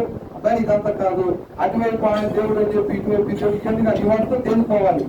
దేవుడు నిజమైన దేవుడు ఇవాళ తేలిపోవాలి. మీరంతా అక్కడికి వచ్చేసేయండి, నేను కూడా అక్కడికి వస్తాను, మీ దేవుడిని మీరు ప్రార్థన చేయండి, మా దేవుడు రెండు వైపులు వద్దు పద్దాకువా అని అంటాడు. ఆ రోజు డిసైడ్ అయిపోయిందా లేదా? అవునా? ఇక్కడ దేవుడు కూడా ఇదే చెప్తున్నాడు, రెండు వైపులా కాదు. నువ్వు ఇక్కడ చక్రం తిప్పి డబ్బు సంపాదించుకొని మొత్తం కొని పిల్లలకు కావాల్సిన దగ్గర మొత్తం డిసైడ్ చేసి అది కూడా నిత్య ఉండాలి, ఈ పిల్లలు కూడా దాన్ని డబ్బులో తిరుగులో చేసి ఇక్కడ చక్రం తిప్పుతూ ఉండాలి, మళ్ళీ అక్కడ కూడా నిత్య జీవనం ఇట్లాంటి వద్దు. ఇది ఎవరు జ్ఞానం? మనిషి జ్ఞానం. అట్లా ఆశపడబాకండి అని అంటాడు. నిన్ను ఇశ్రాయేలు మీద రాజుగా అభిషేకించను, మరి యెహోవా నిన్ను సాగినప్పి చేయము, వాడు దయమల వరకు వారితో యుద్ధము చేయమని సెలవీయగా నీవు ఎందుచేత యెహోవా మాట వినక దోపుడు మీద ఎగబడి ఆయన దృష్టికి కీడు చేసి అని. అంటే ఏమైంది మనకి? అమ్మా, నేను ఉపయోగించిన జ్ఞానం పనిచేయలేదురా, మనం రెండు వైపులా మేనేజ్ చేసే గొర్రెలన్నీ దాచుకున్నాం అంటే దేవుడి దగ్గర కూడా ఆయన నెరవేర్చాలని పుచ్చుకుందామని ట్రై చేసాము. అయితే దేవుడు దాన్ని రిసీవ్ చేసుకోలేదు, మన ఎద్దులు ఏం పారలేదు అన్నమాట అక్కడ అని అనుకున్నాడు. అర్థమైందా? మనకి కూడా పార్టీ ఏం పారవట్లగా ఖచ్చితం ఇది. అర్థమైందండి? అయితే ఏం చేశాడు? దేవుడు మోసం చేద్దాం అనుకున్నాడు. మోసం చేశాడా? ఈయన మోసపోయాడా? దేవుడు మోసం చేస్తారా? అదే నేను తెలియదా? ఏంటంట అసలు ఆ మాటలు నువ్వేంటి నేను చేస్తున్నాను దొంగతనం చూడకుండా పెట్టకుండా అన్నట్టుగా అది చెబుతారు కదా. దొంగల కాలంలో దొంగకి ఎప్పుడు చెప్తారు, అవునా? అసలు ఆ మాటలు పాటు నువ్వు అంటున్నాడు. అచ్చగా ఏం చేయడం లాగా చెప్పిన పని చెప్పినట్టు నేను చేసి వచ్చాను, ఏది అంత మాట్లాడినావు అన్నట్టుగా అంటున్నాడు. నీవు ఎందుచేత యెహోవా మాట వినక దోపుల మీద ఎగబడి ఆయన ఉన్న మాట ఉన్నట్టుగా కొండ బద్దలు కొట్టినట్టు చెప్పేశాడు సమయం. ఈయన నటనంతా రిసీవ్ చేసుకున్నాడా? కానీ ఈయనంటే చాలా ఇష్టం సమయం, తెలుసా? ఇందాక వచ్చినప్పుడు ఏం చూసాం? రాత్రి మొత్తం ఏడ్చేవాడు దేవుడి దగ్గర. ఈయన తప్పు చేస్తే ఈయన గురించి అంట రాత్రి మొత్తం ఏడ్చేవాడు, అవునా? అది 16వ అధ్యాయం మొదటి వచనం చూడండి ఒకసారి. 16వ అధ్యాయం మొదటి వచనం. అంతటి యెహోవా సమూయేలుతో ఇలాగ సెలవిచ్చాను, ఇశ్రాయేలీయుల మీద రాజుగా నుండకుండా నేను విసర్జించిన సౌలును గూర్చి నీవెంతకాలము దుఃఖింతువు. చూసారా ఏంటంట? నేను ఆయన్ని నా జనుల మీద రాజుగా వద్దని నేను తీసేసా కదా, ఆయన కోసం నువ్వు ఎంతకాలం దుఃఖిస్తావు ఇంకా అని అంటాడు. అంత ఇష్టం సౌలు అంటే సమూయేలు. దేవుడి చేత ఫస్ట్ రాజుగా అభిషేకించబడినవాడు. అవునండి, దేవుడు ఒకరిని ఇష్టపడ్డాడు అని అంటే వాళ్ళని మనం కూడా ఇష్టపడాలంటే అంతేనండి. అవునా? కాబట్టి ఈయనేమంటున్నాడు, అన్నాడు చెప్పేసాడు. అప్పుడు సౌలు ఆ మాట అనవద్దు, నేను యెహోవా మాట విని యెహోవా నన్ను పంపిన మార్గమున పోయి అమాలేకీల రాజైన అగగును తీసుకొని వచ్చి అంటే ఆయన అదే నాకు చెప్పి తీసుకోమని చెప్పారా? మరి నేనేమంటున్నాడు, యెహోవా మాట విని అంటే అదేనా విన్నట్టు? అదేనా విన్నాడా వినలేదా? ఆయన మొత్తాన్ని చంపేసేయమని చెప్పి పోయి ఆయన తీసుకొచ్చి నేను యెహోవా మాట విని యెహోవా నన్ను పంపిన మార్గంలో పోయి అమాలేకీయులు రాసిన అగగును తీసుకొని అసలు చెప్పింది చెయ్యింది కాక ఇప్పుడు కూడా ఏం చేస్తున్నాడు, దాన్ని వర్గీకరించి ఈయన చేసినట్టుగా చెప్పుకున్నామని మీడియా ఛానల్ ద్వారా చెప్పినట్టుగా సమయాన్ని దగ్గర ప్రయత్నం చేస్తున్నాడు. తప్పు చేసిన వాళ్ళు ఏం చేస్తారు, తప్పిపుచ్చుకునే ప్రయత్నం చేస్తే దేవుడు అసలు ఇష్టపడతాడా? అసలు ఇష్టపడతాడు. అవునా? ఇప్పుడు కూడా ఇంక అదే ప్రయత్నం జరుగుతుంది. నేను దేవుడు మాటిని దాని ప్రకారంగా చేశాను కదా అంటాడు. తీసుకుని వచ్చింది కానీ అమాలేకీయులను నిర్మూలన చేసితిని. అయితే గిల్గాలులోని దేవుడైన యెహోవాకు బలి అర్పించుటకై జనులు శపితములకు గొర్రెలలోను ఏం గొర్రెలంటే తెలుసుగా, మరి ఎందుకు పట్టుకున్నారంటే మొత్తం ఏమో తెలుసా లేదా? అసలు అంతతో నిజంగా చేయనోడైతే ఆ పైన వచ్చిన చెప్పి అంత తాపేయచ్చుగా. ఏమన్నాడు, రాజు అగగును తీసుకుని వచ్చింది కానీ అమాలేకీయులను నిర్మూలం చేసింది అని చెప్పి ఆపేసేవాడే చేసినోడైతే. తర్వాత ఏమంటున్నాడు, అయితే గిల్గాలులోని దేవుడైన యెహోవాకు బలి అర్పించుటకై జనులు శపితంలో గొర్రెల్లోను ఎడ్లలోను అంటే ఎక్కడ తప్పు చేశాడో తెలుసా తెలీదా? తెలిసేందుకే. కాబట్టి దాన్ని కవర్ చేసుకోవడానికి వెనకాల పోటీ చేస్తున్నారు అన్నమాట దాన్ని. అవునా? జనులు యెహోవాకు బలి అర్పించడానికి వాటిని మిగిల్చుకొచ్చారు కానీ దేవుడు చెప్పింది చెప్పినట్టు యాస్టీస్గా నేను చేశాను. ఎందుకు పనికిరాని జ్ఞానం మనకు కూడా అర్థమవుతుంది కానీ చేసాడో లేదో. అవునా?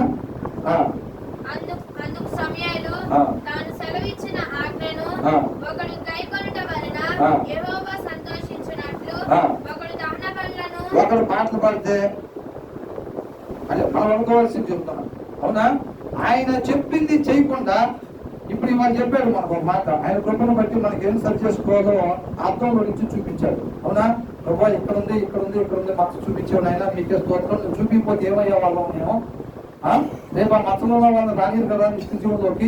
ఈ కృపను బట్టి మనం చూపించాడు ఆయన, నీకే వందనాలు అని చెప్పుకొని వెళ్ళి ఆ మచ్చలు తులుసుకోకుండా వచ్చి మళ్ళీ పాటలు పాడుతూ ఉంటే తర్వాత వారం వచ్చి ఏం జరిగిందంట?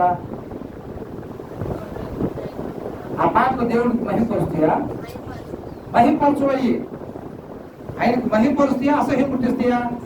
అసహ్యం పుట్టిస్తాయి అంటున్నాడు. నేను చెప్పేది కాదండి, వాక్య సారాంశంలో ఉండింది. అవునా? ఏమంటున్నాడు, నీకు పోయిన వారం 3 మచ్చలు నేను చూపించా, నువ్వు అవి తుడుచుకోకుండా వచ్చి అవి తుడుచుకోవటం నీ వల్ల కాదు, కానీ నువ్వు ఇష్టపడాలి. ప్రభావం నువ్వు చూపించిన మచ్చలు నాకు వద్దునైనా, అవి నీకు ఇష్టం లేదు కాబట్టి నాకు చూపించావు, నీకు ఇష్టం లేదు నాకు కూడా వద్దు. కాబట్టి నీ శక్తి ద్వారా నీ కృప చేత తీసేమని మన హృదయం అనే తలుపు తీస్తే ఆయన కార్యం జరిగించే మచ్చల్ని వాక్యమై ఉన్న దేవుడే మన పాపపు నియమాన్ని మనం జయింపజేసి వాక్యాన్ని అనుసరించేటట్టుగా చేస్తాడు. నువ్వు ఇష్టపడదా మచ్చలు తుడుచుకోవడానికి? అవునా? తుడిచేది నేను, కాకపోతే ఆ మచ్చలు తీసేసుకోవడానికి నువ్వు ఇష్టపడలేదు. మళ్ళీ వచ్చి పాటలు పాడుతున్నావు, నాకు అసహ్యం పడుతున్నావు దేవుడు. అర్థమవుతుందా? ఏమంటున్నాడు ఇక్కడ? అటు సమయం తాను సెలవిచ్చిన ఆజ్ఞను ఒకడు గైకొనుట వలన అంటే చూసారా, ఇందాకేమనుకున్నాం, ఆయన చెప్పిన మాట మనం చేసినప్పుడల్లా ఆయన మహింపరచబడతాడు అనుకున్నాం. అవునా? తాను సెలవిచ్చిన మాటను ఒకడు గైకొనుట వలన యెహోవా ఏమవుతాడంటే ఆయన చెప్పిన పని మనం చేసినప్పుడు సంతోషపడతా ఉంటారు. ఆయన్ని సంతోషపెట్టడం కానీ ఇంకా అసలు గొప్ప భాగ్యం ఉందా మనకి? అవునా? ఉందా ఇంకా అంతకన్నా భాగ్యం? మరి ఆయన చెప్పిన మాట ప్రకారంగా చేస్తే సంతోషపడతారని కూడా మనకు అర్థమవుతుంది. ఆయన నామం మహిమపరచబడిద్ది అని కూడా మనకి అర్థమవుతా ఉంది. ఆయన మహిమపరచడం కోసమే దేవుడు సమస్త మానవాళిని సృష్టించాలని కూడా మనకి తెలుసు. అయినా కానీ ఏం చెప్తాం? ఈ మధ్య ఏదైతే చెప్పారు దాని ప్రకారం మనం చేయకుండా వచ్చి మధ్య పాటలు పాడుతూ ఉంటాం. అవునైనా తప్పు చేసి మేము పాపలు తర్వాత అంటాడు కింద వచ్చిన అది కూడా వచ్చింది, నేను పాపం చేశాను. అని అంటాడు. దేవుడైనా సరేనా ఉండు రాజుగా అన్నాడా? మనల్ని మాత్రం అంటాడా? నీకు పోయిన సంవత్సరం చెప్పా, పోయిన నెల చెప్పా, పోయిన వారం చెప్పా, నువ్వైనా తుడుచుకోకుండా నీకు అలవాటు అయిపోయింది కదా అంట దేవుడు. సరేనా పరలోకానికి అంటాడా?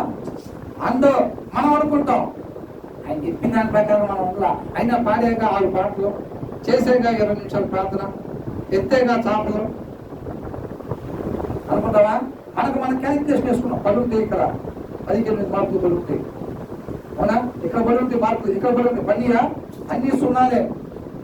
మొత్తం కూడుకొని ఎంత వచ్చినా పరీక్ష రాసి వచ్చి కొంతమంది ఇక్కడ కూడుకుంటారు ఇంటి దగ్గరికి వెళ్ళిన తర్వాత. మనం కూడా ఎట్లా కానీ మొత్తం కూడుకుని పాటలు పడినందుకు కింద, ప్రార్థన చేసినందుకు కింద, చాపలు తీసుకున్నందుకు కింద, అవునా? అక్కడ నవ్వకుండా మన దీవులకు మొహం పెట్టుకున్నందుకు కింద మొత్తం మీద ఖచ్చితంగా 100కి 99 పడుతాయి, అవునా? అని అనుకుంటా. కాబట్టి దిగులు లేదు మనకి. వర్తించి మనం లెక్క చేసుకున్న మార్కులన్నీ కలుపుకుంటే నిత్య జీవనంలో సీట్ ఇవ్వడానికే అర్థమై ఉండాలి అనుకుంటా. రేపు పేపర్ తింటే మొత్తం కొట్టేసే ఉంటాయి. ఇదే రా దీనికి ఇన్ని మార్కులు వేసాం, దీనికి ఇన్ని మార్కులు. అయ్యా ఈ లెక్క చూస్తే ఫస్ట్ పేపర్లో నేర్చుకుందండి, వెనకాల పేపర్లు ఏం లేదు కానీ ఉంటాయి అసలు. ఇక తిప్పితే మొత్తం వారానికి చూపిస్తున్నా ప్రభువా అంటే తెలిసిన ప్రతి ఒక్కడు నా తండ్రి చిత్తాన్ని ఎవరైతే ముందే తెలుసు ప్రభువా, ఈ జ్ఞానం ఉపయోగించాను ఆయన, ఇంకొకసారి ఇవ్వు ప్రభువా అని ధనవంతులు నర్మలం అడిగినట్టు అడిగితే ఇస్తాడా? మొత్తం తెలుసా లేదా మనకి? తెలిసి కూడా ఏం చేస్తాం? పోయించారు అనుకుంటాం మనం. ఇక్కడ ఏమని తెలిసి కూడా ఏం చేస్తాం మనం? తెలిసి కూడా ఏం చెప్తాం? ఒక్కాల మీద ఏం చెప్తాం? ఒక్కాల మీద డ్యాన్స్ చెప్తాం అంటాం. 2 కాళ్ళ మీద కాదండి. బాగా వచ్చిన వాడు ఎట్టేస్తాడు, ఒక్కాల మీద వెళ్తాను చూస్తారా అనే వైఖరిలో చేస్తాం మనం. తెలుసు మొత్తం, కానీ రేపు పిక్చర్ కనబడుతున్నాం. ఏమంటాడు? తాను సెలవిచ్చిన ఆజ్ఞలు ఒకడు గైకొనడం వలన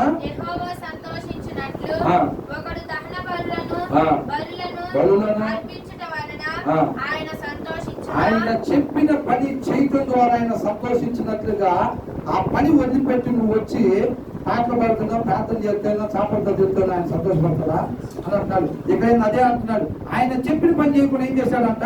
ఆయన బలు నిత్తానికి తెచ్చాడంట. ఏం చేశాడు? బలు నిత్తానికి తెస్తే ఆయన సంతోషపడతాడు. నాకు సీటు కన్ఫామ్ ఉంటుంది, ఎప్పటికీ నేనే రాసుగా ఉండొచ్చు. ఇది కూడా ఆయన బలించిన తర్వాత తినేదేవుడు, ఆయన బలించిన తర్వాత తినేదేవుడు వీళ్ళే. అందుకనే కొమ్మినాక మంచి మంచిని తెచ్చుకున్నారంట.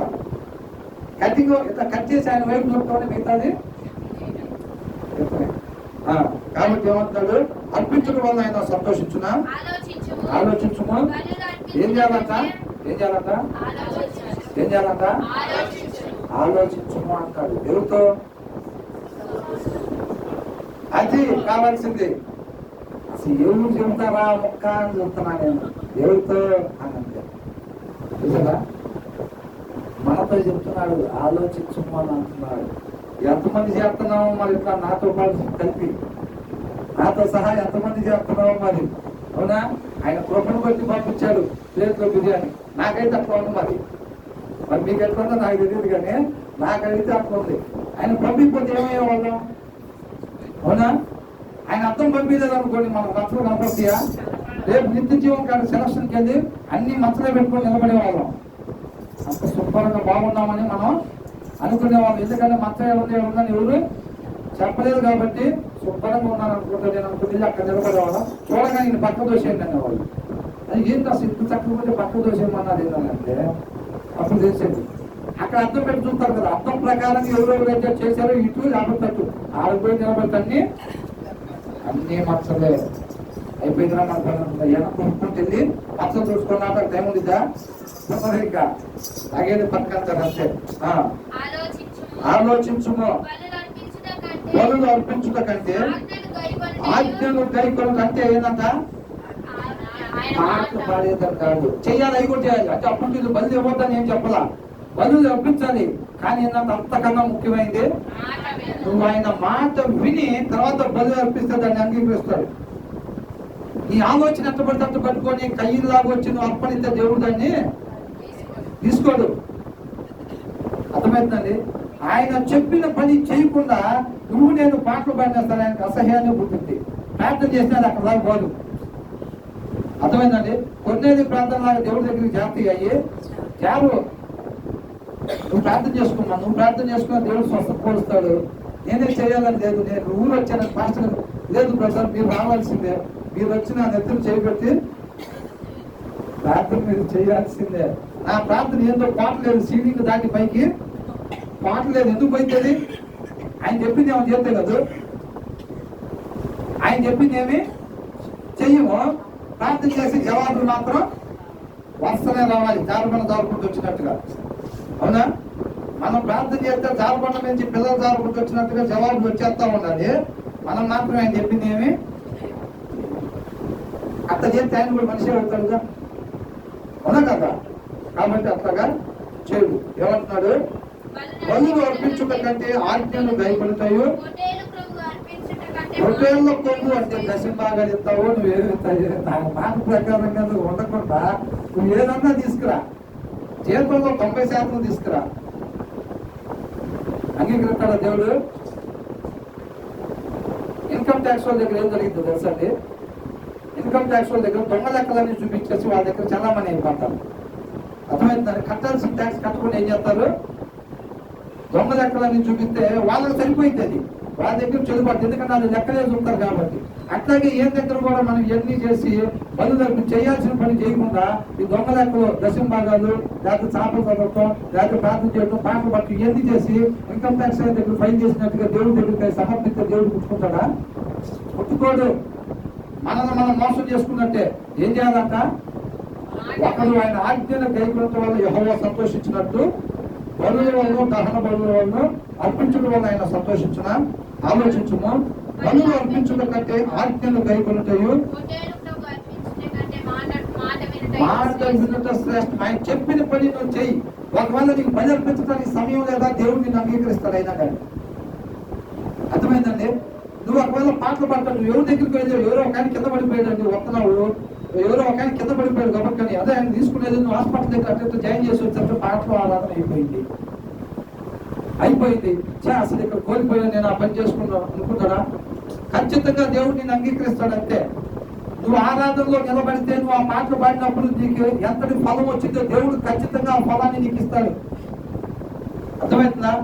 ఆయన ప్రేమ స్వరూపు కాబట్టి ఆయన పోలి మనం ప్రేమించవలసిన వాళ్ళని ఉన్నాం కాబట్టి, మంచి సమయంలాగా ఆపదలో ఉన్న వాళ్ళని ఆదుకున్నాం కాబట్టి, అతి స్వార్థలో ఉన్నట్టుగా ఎవరికైతే బాగలేదు వాళ్ళని పరామర్శించాం కాబట్టి పరలోకాన్ని స్వతంత్రించుకోమంట. వాక్య సారాంశం అది, సారాంశం అది. అంతేలే కానీ లేఖనాలను మనం దాన్ని బట్టి, మాటను బట్టి మనం ఆ మాట మనం బతికించదు, కానీ ఆ వాక్య సారాంశం బతికించింది మనం. అర్థమవుతుంది ఏమన్నా?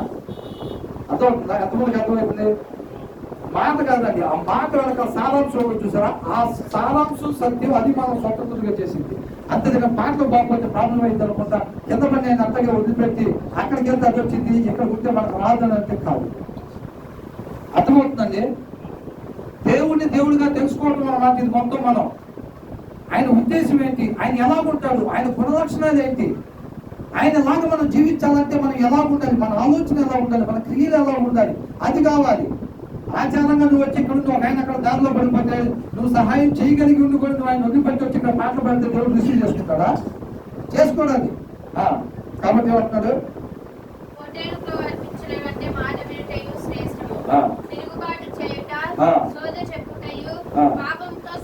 ఏంటంట? తిరుగుబాటు చేయటువంటి ఆయన చెప్పిన పని చేయకపోతే, ఆయన కృపను బట్టి ఇవాళ నీతో నాతో ఆయన మాట్లాడాడు. ఆ మాట్లాడిన దాని ప్రకారంగా జీవించకపోవడం తిరుగుబాటు. అర్థమవుతుందా? ఆయన మాట ప్రకారంగా మనం జీవించమని ఆయన కృపతో ఆయన మాట మన దగ్గరికి పంపించాడు. నీ దాసుడు ఆలకిస్తున్నాడు, ఆజ్ఞం అని చెప్పి కూర్చున్నామా లేదా మనం? అంతేనా లేదా వేరే ఉద్దేశమా? అదే ఉద్దేశంతో వచ్చాడు. ఆయన చెప్పాడు.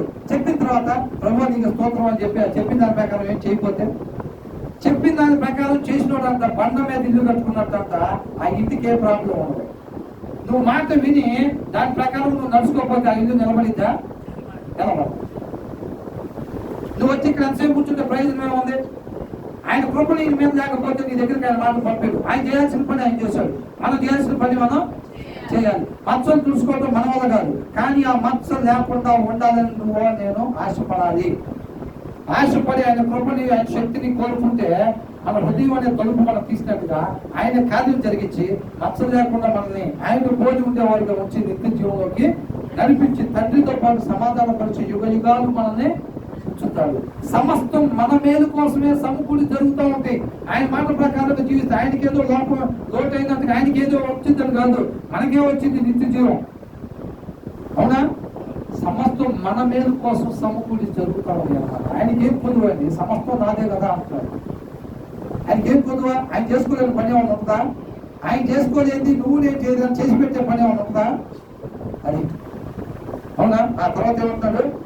తిరుగుబాటు చేయుట శోధ చెప్పుతాను పాపంతో వాక్యం చెప్పినప్పుడంతా దాని ప్రకారంగా మన జీవితంలో జీవించకపోతే అది శోధి చెప్పేంత పాపంతో సమానం అంట. ఏమైందండి? ఆయన చెప్పిన దాని ప్రకారం చేయలేదు అంతే. ఆ చిన్నదానికి ఉసేసేస్తారా? పడిద్దా లేదా? పడిద్ది అంతే. మనిషి రొట్టె వల్ల కాదు, దేవుడి నోట నుంచి వచ్చే ప్రతి మాట వల్ల బతుకుతాం. కాబట్టి ఆయన మాటలు మనం అనుసరిస్తే నిత్యము జీవించేవారు ఉంటాం. ఆయన మాటలు అనుసరించకపోతే నిత్య నరకం వచ్చిందా లేదా? వచ్చింది. మన దృష్టిలో అది ఎక్కడ ఉందో తెలుసా? చిన్నది చిన్న ఏంటంట? దేవుడు చెప్పింది చేయలేదు అంటే దానికే నిత్య జీవం తీసేస్తారా? ఏదంట? పోయిన వారం చెప్పిన వాక్యం ప్రకారం నేను జీవించలేదు, దానికే నిత్య జీవం తీసేస్తారా? ఎక్కడ అంటే తీసేస్తారా? తీసేస్తారు అంతే. మన దృష్టిలో ఆయన మాటను అనుసరించడం అని చెప్పండి చిన్న విషయం. ఏంటంటే అవి కూడా పట్టించుకుంటారా బ్రదర్ మీరు? బ్రదర్ మీరన్నా చెప్పండి బ్రదర్ దేవుడికి కొంచెం. ఏంటంటే నిత్య జీవం లేదని రాత్రి కళ్ళలో చెప్తున్నాడు. ఎందుకు లేదు అంటే నేను పోయిన వారం చెప్పిన వాక్యం ప్రకారం వస్తున్నాను కదా అని అంటాడు. అవి కూడా తీసుకుంటాను బ్రదర్ పరుపులకి. అది మీరన్నా చెప్పండి బ్రదర్. తీసుకుంటారా తీసుకోరా? మన దృష్టిలో చిన్న విషయం. ఆయన కూడా అంతే అనుకున్నాడు. అంటే కొన్ని మిగిలితే ఏం కాదే పెద్ద పట్టించుకోవడం అనుకో. ఈయన పట్టించుకోకపోయినంత మాత్రం ఆయన పట్టించుకోడా? ఖచ్చితంగా పట్టించుకుంటాడు. మనం కూడా వాక్యాన్ని అనుసరించడం మనం చిన్న విషయం అని అనుకుంటాం. మనం దాంట్లోనే సమస్తం దాగి ఉందంటాడు దేవుడు. అర్థమైందా? ఆ తర్వాత ఏమంటాడు? మూర్ఖతను అంటే మూర్ఖతను అగపరచుట మాయా విగ్రహములు గృహదేవతలను పూజించుటతో సమానం. మూర్ఖత అంటే ఆయన చెప్పిన దాన్ని పక్కన పెట్టి మనకు అనిపించిన దాన్ని చేసుకోవటం మూర్ఖత్వం. ఏంద్ర వాళ్ళు ఒకరు చెప్తలేదు, మూర్ఖుల్లో ఉన్నాడు వాళ్ళు అంటాం కదా. అవునా? దేవుడు చెప్పిన దాన్ని పక్కన పెట్టేసి మనకు అనిపించిన దాని ప్రకారం మనం చెప్తే ఏంటంటే అది విగ్రహాలు పూజించిన దాంతో సమానం అంటారు. దేవుడికి ఎంత కోపమో తెలుసుగా. అవునా? మనం ఈ చిన్న చిన్న విషయాలు కదా బ్రదర్. ఆ రోజు ఏముంది అని అనుకునే ఎంత పెద్ద విషయాలు దేవుడి దృష్టిలో ఎంత పెద్ద విషయాలు అంటారు. దేవుడు మహాకృపను బట్టి మనకు తెలియపరుస్తున్నాడు. అవి నా దృష్టిలో అంత పెద్ద విషయాలు అని అంటున్నాడు. ఆయన మాట ప్రకారం నువ్వు ఉండదు కాబట్టి చూసారా ఏం చేశాడంట? నేను పోయిన వారం అంతకు ముందు వారం నా కృపను బట్టి నీ దగ్గరికి పంపించిన మాట, ఆ మాట వల్లే నువ్వు నిత్యం జీవిస్తావు. నువ్వు ఆ మాటను అనుసరించుకొని ఉన్నావు కదా. కాబట్టి ఏమంటున్నాడు? రాజుగా విసర్జించడం అంటారు. దేవుడిని అడిగి తీరండి. అవునా? దేవుడు చెప్పిన పని చెప్పినట్టుగా చేస్తుంటే నాకు తినడానికి ఏమన్నా ప్రాబ్లం అయ్యేదా? అసలు రాజుగా చేసిన దేవుడిని ఈయన అంతకుముందు తిండే లేదు. గాడిదలతో పోయి అక్కడ వ్యవసాయం చేసుకుంటూ ఉండేవాడు. ఇప్పుడు ఈయన పెట్టే ఆహారం అయితే మామూలు ఆహారమా? మరి తెలుసుకోవద్దా? ఆయన చెప్పిన పని చేస్తే నాకు ఆహారాన్ని పొందు లేదని అనుకోవాలిగా. అగదోచేదన్న సలహా ఇయ్యాలా? నాకు ఎప్పుడైనా సహాయంగా తోడ్పడతాడని చెప్పి ఆయన తప్పకుండా మిగిల్చుకున్నాను. యెహోవా కన్నా మంచిగా సహాయం చేస్తాడా? మరి ఏమైపోయింది ఆలోచన? అవునా? కొంతమంది ఏం చేస్తారు సార్, దేవుడి మీద ఆశ్రయపడతాం, మనుషుల మీద ఆధారపడతా ఉంటారు. మనకు ఆ బెదరం పడగా. అవునా? ఏంటంట? ఏమన్నా ప్రాబ్లం వస్తే మనకు సూర్యుడు బ్రదర్ ఉన్నారుగా. ఏంటంట? సూర్యుడు బ్రదర్ ఉన్నారు కదా అంటే ఫోన్ కాల్ కొడితే సూర్యుడు బ్రదర్ చూసుకుంటాడు. అర్థమైందా? ఆయన స్థానం ఎవరికి ఇచ్చినా పని జరగదంతే. అది ఎవరు వచ్చినా కానీ పని జరగదు. ఎందుకు జరగదు? జరగకుండా ఆయన చూసుకుంటాడు. ఎవరు? దేవుడే చూసుకుంటాడు. ఆయన మీద ఆధారపడకుండా మనం మనుషుల మీద ఆధారపడితే ఆ పని జరగకుండా దేవుడే చూసుకుంటాడు. అర్థమైందా? ఇక నువ్వు ఎవరికైనా తీసుకెళ్ళి భూమి మీద అవును పని అంతేనా? మళ్ళీ ఎప్పుడైతే నువ్వు ఎప్పుడైతే తెలుసుకోవాల్సింది తెలుసుకొని నువ్వు నేను ఆయన మీద ఆధారపడతావా ఏమంటే జరిగింది. తర్వాత ఏమంటాడు అంటే నేను అట్లా అంటున్నాను, మీరంతా కాదండి, నా విషయంలో ఎప్పుడైనా చెప్తున్నాను. ఉద్దేశిస్తే గవర్నమెంట్ పని జరిగిపోతా ఉంది. ఎందుకంటే ఒక ఎమ్మెల్యేకి మినిస్టర్కి ఉన్నంత నెట్వర్క్ మొత్తం ఇదంతా ఉంది కాబట్టి చెప్తున్నాను కదా. కలిసి ఇప్పుడు కూడా ఏమంటాడు? ఇందాకేమన్నాడు? జనాలు తెచ్చుకున్నారు గొర్రెలు పట్టు నేను కాదు అని చెప్పాడా పైన వచ్చినలో 15 వచ్చిన. ఇప్పుడు ఏమంటున్నాడు? జనులకు జడిసి వారి మాట విన్నందున చూసారా అన్ని అయిపోయినాయి. ఇక అన్ని రకాలుగా మనిషి జ్ఞానం ఉపయోగించి ట్రై చేశాడు. ఇక వర్కౌట్ అవట్లా. అసలు సమయం ముందు అసలు నువ్వే కన్విన్స్ కావట్లేదు. నువ్వు నా తరపున ఇక దేవుడిని ఏం కన్విన్స్ చెప్తావు అన్నట్టుగా అది ఎంత చెప్పిన ఈయనే కన్విన్స్ కావట్లా. జనాలు తెచ్చుకున్నారు అని అంటున్నాడు. చెప్పిన పని చేయకుండా కప్పిపుచ్చుకున్నాడు. అన్ని రకాలుగా కప్పిపుచ్చుకున్నాడు. ఇక లాస్ట్ ఆయుధం వాడుతున్నాడు అనమాట. ఏంటి ఆయుధం? అన్న వాడతాం చూసారా ఆయుధం? ఏ ఆయుధం? పోయిన వారం చెప్పింది ఏమి చెయ్యం, దాని ముందు వారం చెప్పింది ఏమి చెయ్యం, దాని ముందు వారం చెప్పింది ఏమి చెయ్యం. కానీ ఈ వారం పాత్రకు వచ్చి పాపులు ఉన్నాయట. ఏంటంట? పాపులు ప్రభు, పాపులు చేసి ప్రభు ఏం మంచివి చేయలేడు వారు అని ప్రార్థన. లాస్ట్ ఆయుధం వాడుతున్నాడు ఇక్కడ. ఆదివారం మాట్లాడాడు దేవుడు, మళ్ళీ ఆదివారం దాకా చూశాడు. నువ్వు చేయదా? ఇవాళ ఇక్కడికి వచ్చేమంటున్నావు ఏడవటమే దారుగా. ఈసారి పెద్దలు ప్రతి ఒక్క దగ్గర వాళ్ళు బిడ్డలు పెట్టమని చెప్తారు. లేదా పెద్దలు అయితే ఒక బిడ్డలు పెడితే అవునా? దేవుడు అంగీకరిస్తారా? ఆ కన్నీటిని అంగీకరిస్తారా? అవి అంగీకరిస్తుడు. దయచేసి నా మాటలు పట్టుకోబాకండి, దాని వెనకాల నా సారాంశాన్ని పట్టుకోండి. ఆ పెద్దలు పాటలు పడిన ప్రయోజనం లేదంటాడు, ప్రార్థన చేసినా ప్రయోజనం లేదంటాడు. అసలు మనం ఏడ్చి ప్రార్థన చేసినా కానీ ప్రయోజనం లేదంటాడు. అంత వాక్యాన్ని విరుద్ధంగా చెబుతున్నాడు అని అనుకోబాకండి. దయచేసి సారాంశాన్ని పట్టుకోండి, దాని ఎంత ఉద్దేశాన్ని పట్టుకోండి. అవునా? వారం అంతా ఆయన చెప్పిందని చేయకుండా వచ్చి మేము పాపులు అని ఒప్పుకుంటే ఆయన దగ్గర తీసుకుంటాడా? అన్ని అయిపోయినాయి. ఇంకా అన్ని రకాలుగా ట్రై చేశాడు, వర్కౌట్ అవ్వట్లేదు. నువ్వు చేసిన మౌన పాపం కాదు, ఆయన మాటల్లో పాపం అనేది సోది చెప్పి అంత పాపం, విగ్రహాన్ని పెట్టుకునిచ్చినంత పాపం నువ్వు చేసింది. కాబట్టి ఆయన మాటను విసర్జించావు కాబట్టి ఆయన నిన్ను దాసుగా విసర్జించాడని ఆల్రెడీ జడ్జిమెంట్ అయిపోయింది. జడ్జిమెంట్ అయిపోయిన తర్వాత చివరి అస్త్రాన్ని ఉపయోగిస్తున్నాడు. ఏమంటున్నాడు? నేను పాపము తెచ్చుకుంటున్నాను, నేను పాపిని ప్రభు అని అంటున్నాడు. ఇంకా అదేదో ముందే చెప్పచ్చుగా. ఎప్పుడు ఫస్టే చెప్పచ్చుగా. ఏదో కర్తృత్వ పని అమ్మదే చెప్పచ్చు. జడ్జిమెంట్ అవ్వక ముందే చెప్పచ్చుగా. అప్పుడు చెప్పలా. కప్పిపుచ్చుకోవడానికి ప్రయత్నం చేశాడు మొత్తం. ఇక జడ్జిమెంట్ కూడా అయిపోయిన తర్వాత ఇప్పుడు ప్రయత్నం చేస్తున్నాడు. ఇక కాబట్టి పరిహరించి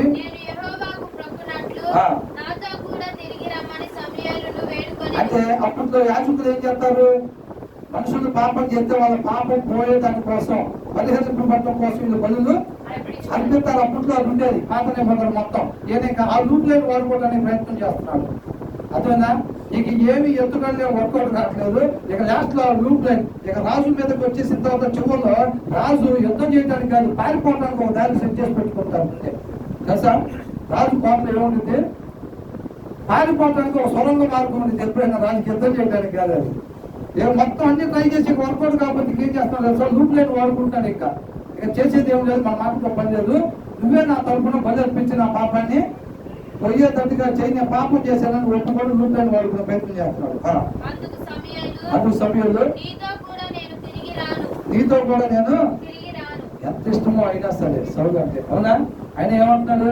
నీతో కూడా నేను తిరిగి రాను.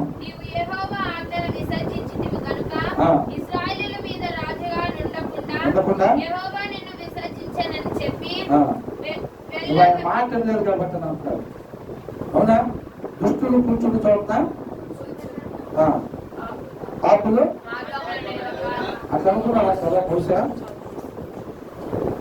నీతో దిగితే వస్తుందిగా. ఏమంటున్నాడు? రాజుగా ఉండకుండా యెహోవా నిన్ను విసర్జించనని చెప్పి వెళ్ళిపోవాలని తిరగగా సౌలు అతని దుప్పటి చెంగు పట్టుకొని నన్నది. అస్సలు దేవుని మనిషి మీద చెయ్యటువంటి తెలుసా? రాజులు ఎవరు కూడా వేయటానికి లేదు. రాజులు కూడా వేయటానికి లేదు. గొప్ప సైన్యం ఉన్న రాజులు ప్రవక్త దగ్గరికి పంపించాను, రమ్మని చెప్పండి. నేను రానని చెప్పారు. చాలా మంది రానని చెప్పారు. అయితే గొప్ప బహుమానం ఇస్తాం రమ్మని చెప్తారు. అయినా సరే నేను రానని చెప్తాను. కొంతమంది జనాలు పంపిస్తే వాళ్ళందరూ చచ్చిపోయారు. మళ్ళీ పంపిస్తే మళ్ళీ వాళ్ళు కూడా చచ్చిపోయారు. అట్లా అయ్యే పరిస్థితి. దేవుడు ప్రవక్తను ముట్టడానికి సామాన్య విషయం కాదు. అవునా? ఈయన రూట్ లైన్ వాడుకొని ఈయన బయటపడదామని చెప్పి ఈయన ప్రయత్నం చేశాడు.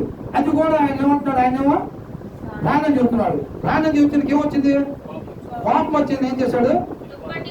ఎమ్మటే దుప్పటి పట్టుకున్నాడు. దుప్పటి పట్టుకున్నది ఏమైంది? అది అసలు పని అయిపోయినట్టే. ఇంకా ప్రవక్త మీద చెయ్యేస్తే దుప్పటి చినిగిపోయిందంటే పని అయిపోయినట్టే. మీకు ఎప్పుడు మామూలు భయం పడుతుంది. అసలు హనుమాన్ మూవీ చూస్తే ఎట్లా భయం వచ్చిందా?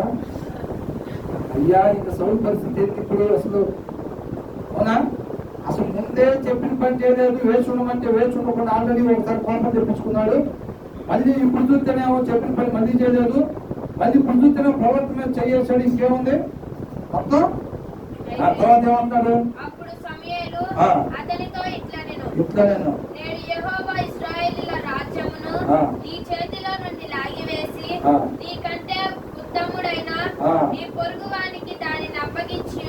ఏం చేశాడంట? ఇక అనవసరం ఇంకా ప్రయత్నాలు ఆల్రెడీ అయిపోయింది. చూసారా? అసలు దుప్పటి చెరుకు పెట్టుకుంటాడు చిరిగిన అన్ని రకాల తప్పు చేయటం ఎందుకు? అసలు దాని తర్వాత ఒక అబద్ధం అన్నాడు. ఇక తర్వాత ఎన్నైనా ఆడతాడు. వాళ్ళు తప్పు చేసేవాడు. ఇక నేను ఆల్రెడీ దేవుడు దృష్టిలో పంపిణీ నేను సీరియల్ అలవాటు కాబట్టి ఇక తర్వాత ఇంకోటి కూడా కొనసాగించిన అదే శిక్ష కదా అనుకునే వాళ్ళు చాలా మంది ఉన్నారు తెలుసా? అవునా? ఇక తర్వాత ఇక అట్లా చేయాల్సి వచ్చింది. మొత్తం ఊపిలో తిరుగుకుపోతున్నాడు.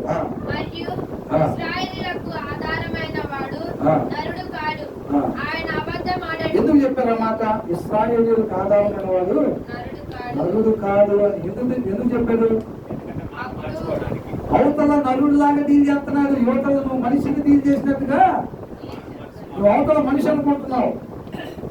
ఇశ్రాయేలీయులకు ఆధారమైన వాడు నరుడు కాదు. ఇంగ్లీష్ లో ఏముందంటే ఆధారమైన వాడు. ఇది కూడా చాలా బాగుంది. ఆయనకి కీర్తి, ఇశ్రాయేలీయులకు కీర్తి అయి ఉన్నవాడు నరుడు కాదు అని ఉంది. అసలు మార్పు గుర్తుంటున్నాను మామూలు పోయినాడు ఫస్ట్. తర్వాత కొంచెం అప్పుడు కనుక్కోండి. నరుడు కాదు అంటే అసలు మనిషి గారు దేవుడికి అయ్యేది దేవుడు. అసలు నీకు ఆయన దగ్గర సామాన్య విషయం మనం నిలబడతామా? లేదు. నువ్వేందో అనుకోని నువ్వేం మాట్లాడుతున్నావు, ఏదో చేసావు, ఎవరు చెప్పారనుకోని నువ్వు చెప్పిన పని చేయకుండా వచ్చావు. ఇప్పుడు పెద్ద ముఖ్యమైన వాళ్ళు కాదనుకోండి, చిన్న పోటీ ఏదైనా పని చెప్తే చేద్దాం లేదు, ఖాళీ ఉన్నప్పుడు చూసుకొని చేద్దాం. అది చెప్తే పెద్ద పట్టించుకోలేదు మనం అనుకుంటాం. ఏదో ముఖ్యమైన మనుషులు చెప్పారు, అన్న చెప్పాడు, అన్న చెప్తే మనకు ఖచ్చితంగా చేయాల్సిందే. మరి దేవుడు చెప్తే చేయలేదు అట్లేదా?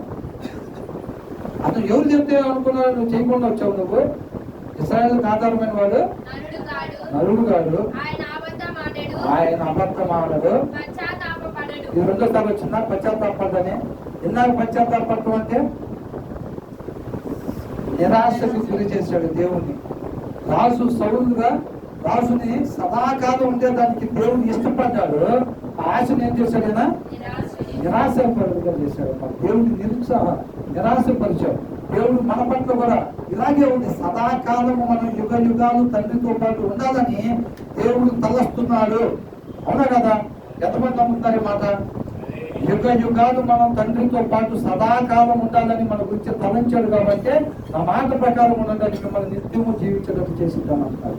అవునా? మరి దేవుడిని మనం నిరుత్సాహపరుస్తున్నావా లేదా? ఎట్లాగా ఆయన ఆశపడుతున్నాడా లేదా మనం నిత్యం జీవించాలని? మరి మనం అది నిరాశ చేస్తున్నావా? ఖచ్చితంగా చెక్ చేసుకోవాలి. ఇందాక ఆలోచించుకో అని అన్నాడు కదా. అవునా? ఇక్కడ ఏమంటాడు? ఆయన నరుడు కాదు, ఆయన అబద్ధం ఆడాడు, పశ్చాత్తాపడి ఎందుకు చేసేది అని అట్లాగా అనుకో. ఇంగ్లీష్ బైబిల్ దగ్గర ఉందా? ఏమనుంది అక్కడ?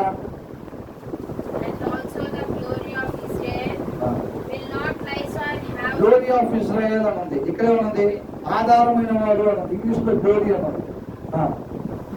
Glory of Israel, where not lies or have regard, for he is not a man. చూసారా? రిగ్రేట్ అని అంటున్నారు. అవునా? ఇప్పుడు ఎన్ఐవిలో ఏమనుకోండి ఒకసారి 29గా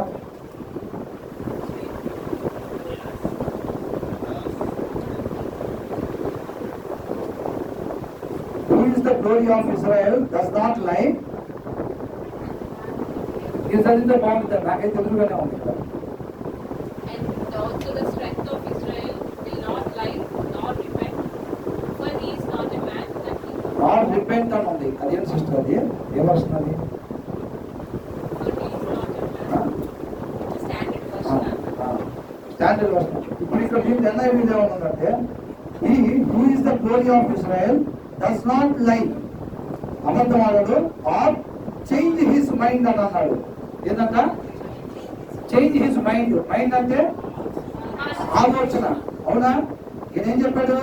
ఈయన రాజుగా తీసేశాడు. తీసేసిన తర్వాత ఆయన ఆలోచన మార్చుకునేవాడు కాదు. ఆయన నలుడు కాదు, ఆయన అబద్ధమాడు, ఆయన ఆలోచనని మార్చుకోడు. అర్థమైందా? పశ్చాత్తాపడటం అంటే మనం ఏమనుకుంటాం? నేను రాజుగా పెట్టినందుకు పొరపాటు చేసిన ఆయన పొరపాటు చేసేవాడు కాదు. ఇంకా ఆయన ఆలోచన మార్చుకోడు, తీసేసాడు నిన్ను అంతే అని చెప్తున్నాడు. అర్థమవుతుందండి? తర్వాత ఏమంటున్నాడు? అందుకు సౌలు, ఆ. నేను పాపం చేసింది ఇక ఉన్నదే ఇక దాన్ని ఇంకోసారి చెప్తున్నాడు. ఏమంటున్నాడు? ఆ నూనె ట్రై చేసుకుంటున్నాడు. మరి ఏం లేదు, ఇక బయటపడతానికి అవకాశం లేదు.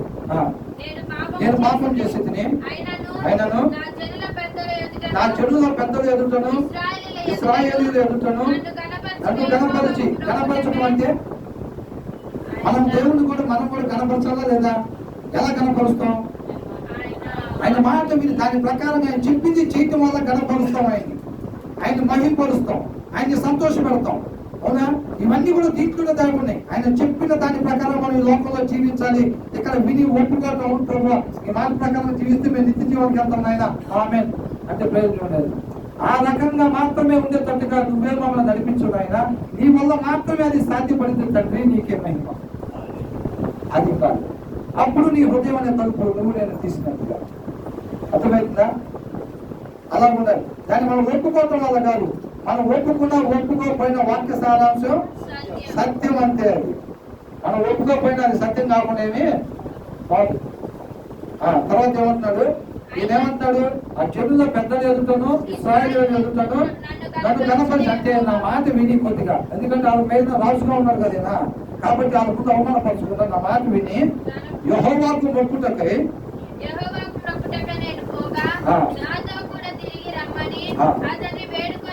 ఇందాక ఆల్రెడీ చెప్పాడు. ఇందాక చెప్పినప్పుడు ఏం చేశాడు?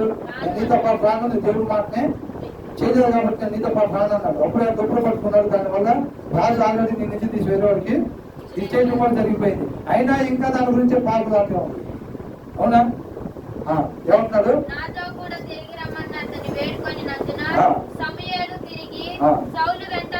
ఏం చేశాడంట? సౌలు అంట ఆల్రెడీ అయిపోయింది.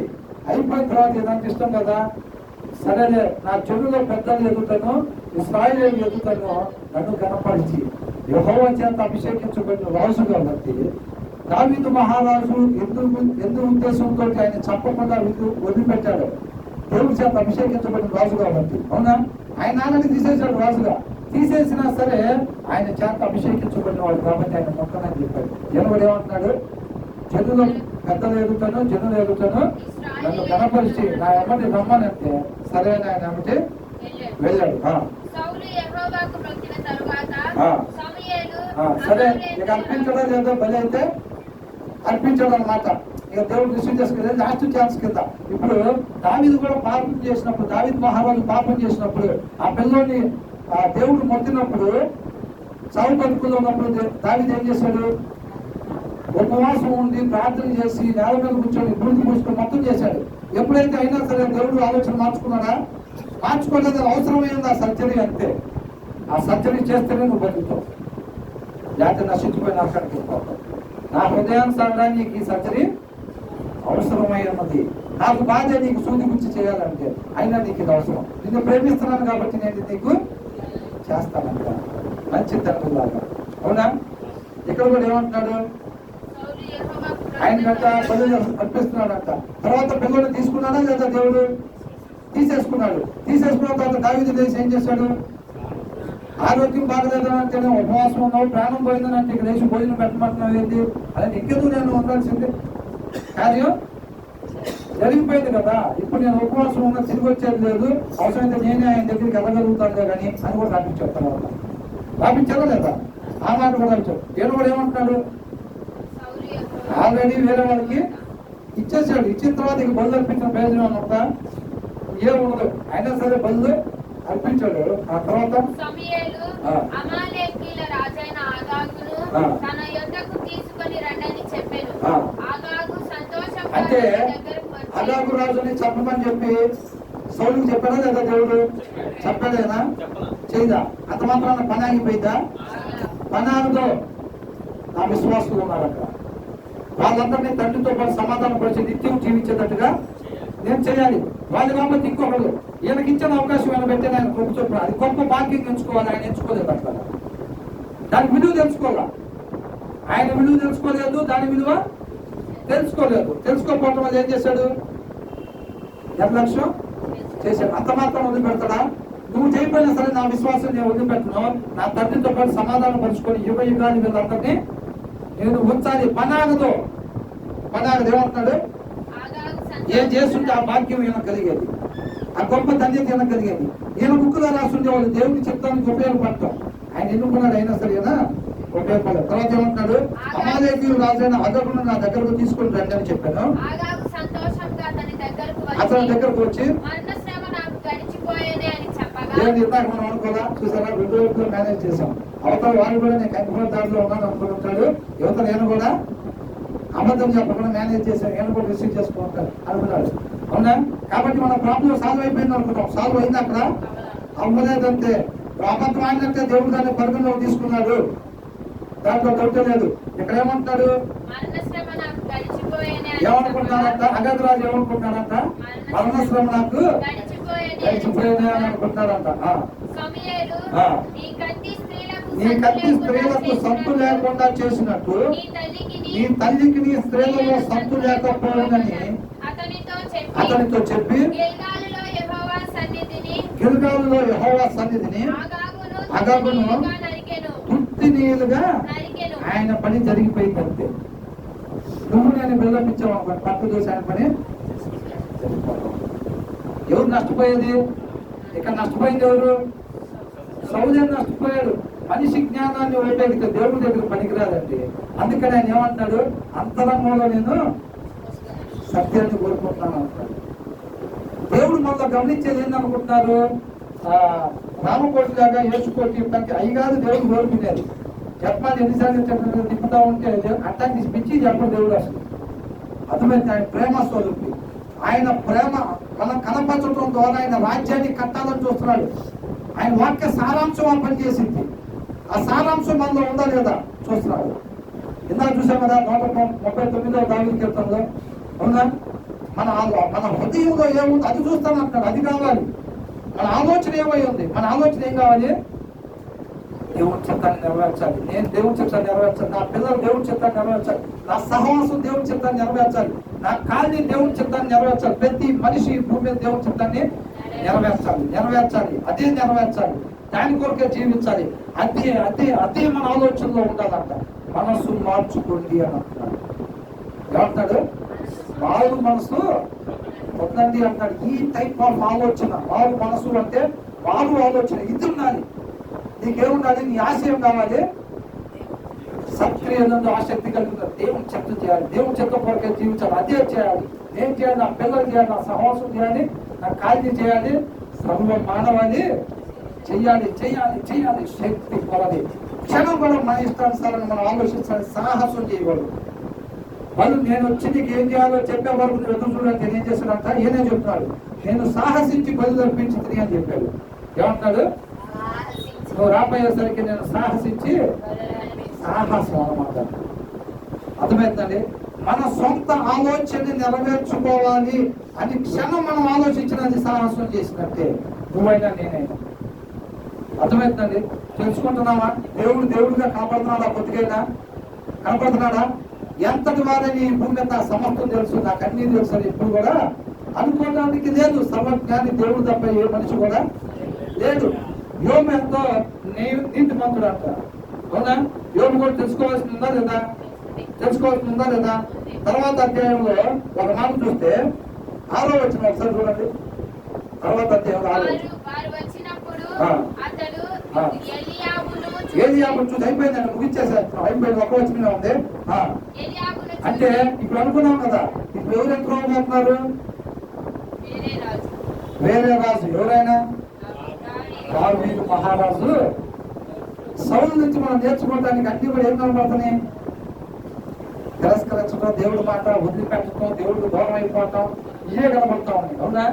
దావీదు దగ్గరకు వస్తే నేను కూడా ఉండాలి. ఇప్పుడేమనిపిస్తుంది? బాబోయ్, నేను మాత్రం సౌలు దాకా అనిపిస్తుంది. తర్వాత రాజు గురించి చదువుతుంటే నేను కూడా ఇలా ఉండాలి, నేను కూడా ఇవ్వాలి 3 గంటలకు మోకాళ్ళు, నాకు కూడా 9 మెదడులాగా ఉండాలి, నా హృదయాన్సారుడు నేను కూడా అనిపించుకోవాలి, ఏంలాగా నేను ఉండాలి, ఏంలాగా నేను ఉండాలి. తర్వాత పేజీ తిప్పితే నేను కూడా ఇలాగా ఉండాలి, తర్వాత పేజీ తిప్పితే నేను కూడా మళ్ళీ తర్వాత పేజీ తిప్పితే నేను కూడా ఇలాగా ఉండాలి. ఆ రాజు వస్తున్నాడు అనమాట. అవునా? ఎంతో మాట్లాడు. ఇందాక మన పైన వచ్చిన చదువుకున్నప్పుడు ఏమనుంది? నీ చేతుల్ని లాగివేసి నీకంటే ఉత్తముడైనా చూసారా? వాళ్ళని పిలిచేటప్పుడు ఆహ్వానం పలుకుతారు చూసారా? అవునా? అట్లాగా మాట ఎంతో పోతుంది. అంటే జస్ట్ హింసించాడు, రాజులకు రాజు అని మామూలు, అంటే ఆయన గురించి కాదు, నేను మామూలు రాజు వచ్చేటప్పుడు, లోక సంబంధమైన రాజు వచ్చేటప్పుడు పిలుస్తారు కదా, అట్లా ఆహ్వానం వినపడుతుందా మీకు ఎవరికైనా? వచ్చే అధ్యాయం ఎంతవరకు కాబట్టి ఆహ్వానం కనపడుతుంది మనకి. ఆలోచన ఏమనుంది? అందరు పిల్లలు వరుసగా పిత్తరాలంట. వరుసగా పిత్త ఫస్ట్ రాగానే అంట. అతడంటే ఎవరు? అతడంటే ఎవరు? సమూయేలు.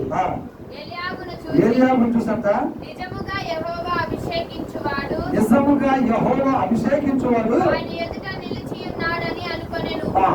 అసలు ఖచ్చితంగా దేవుడి చేత అభిషేకించబడాల్సి వచ్చిన ముందు నిలబడ్డాడని ఎవరు అనుకున్నారంట? సమూయేలు అనుకున్నారట. దాని కింద వచ్చిన వాళ్ళు ఏమనుంది?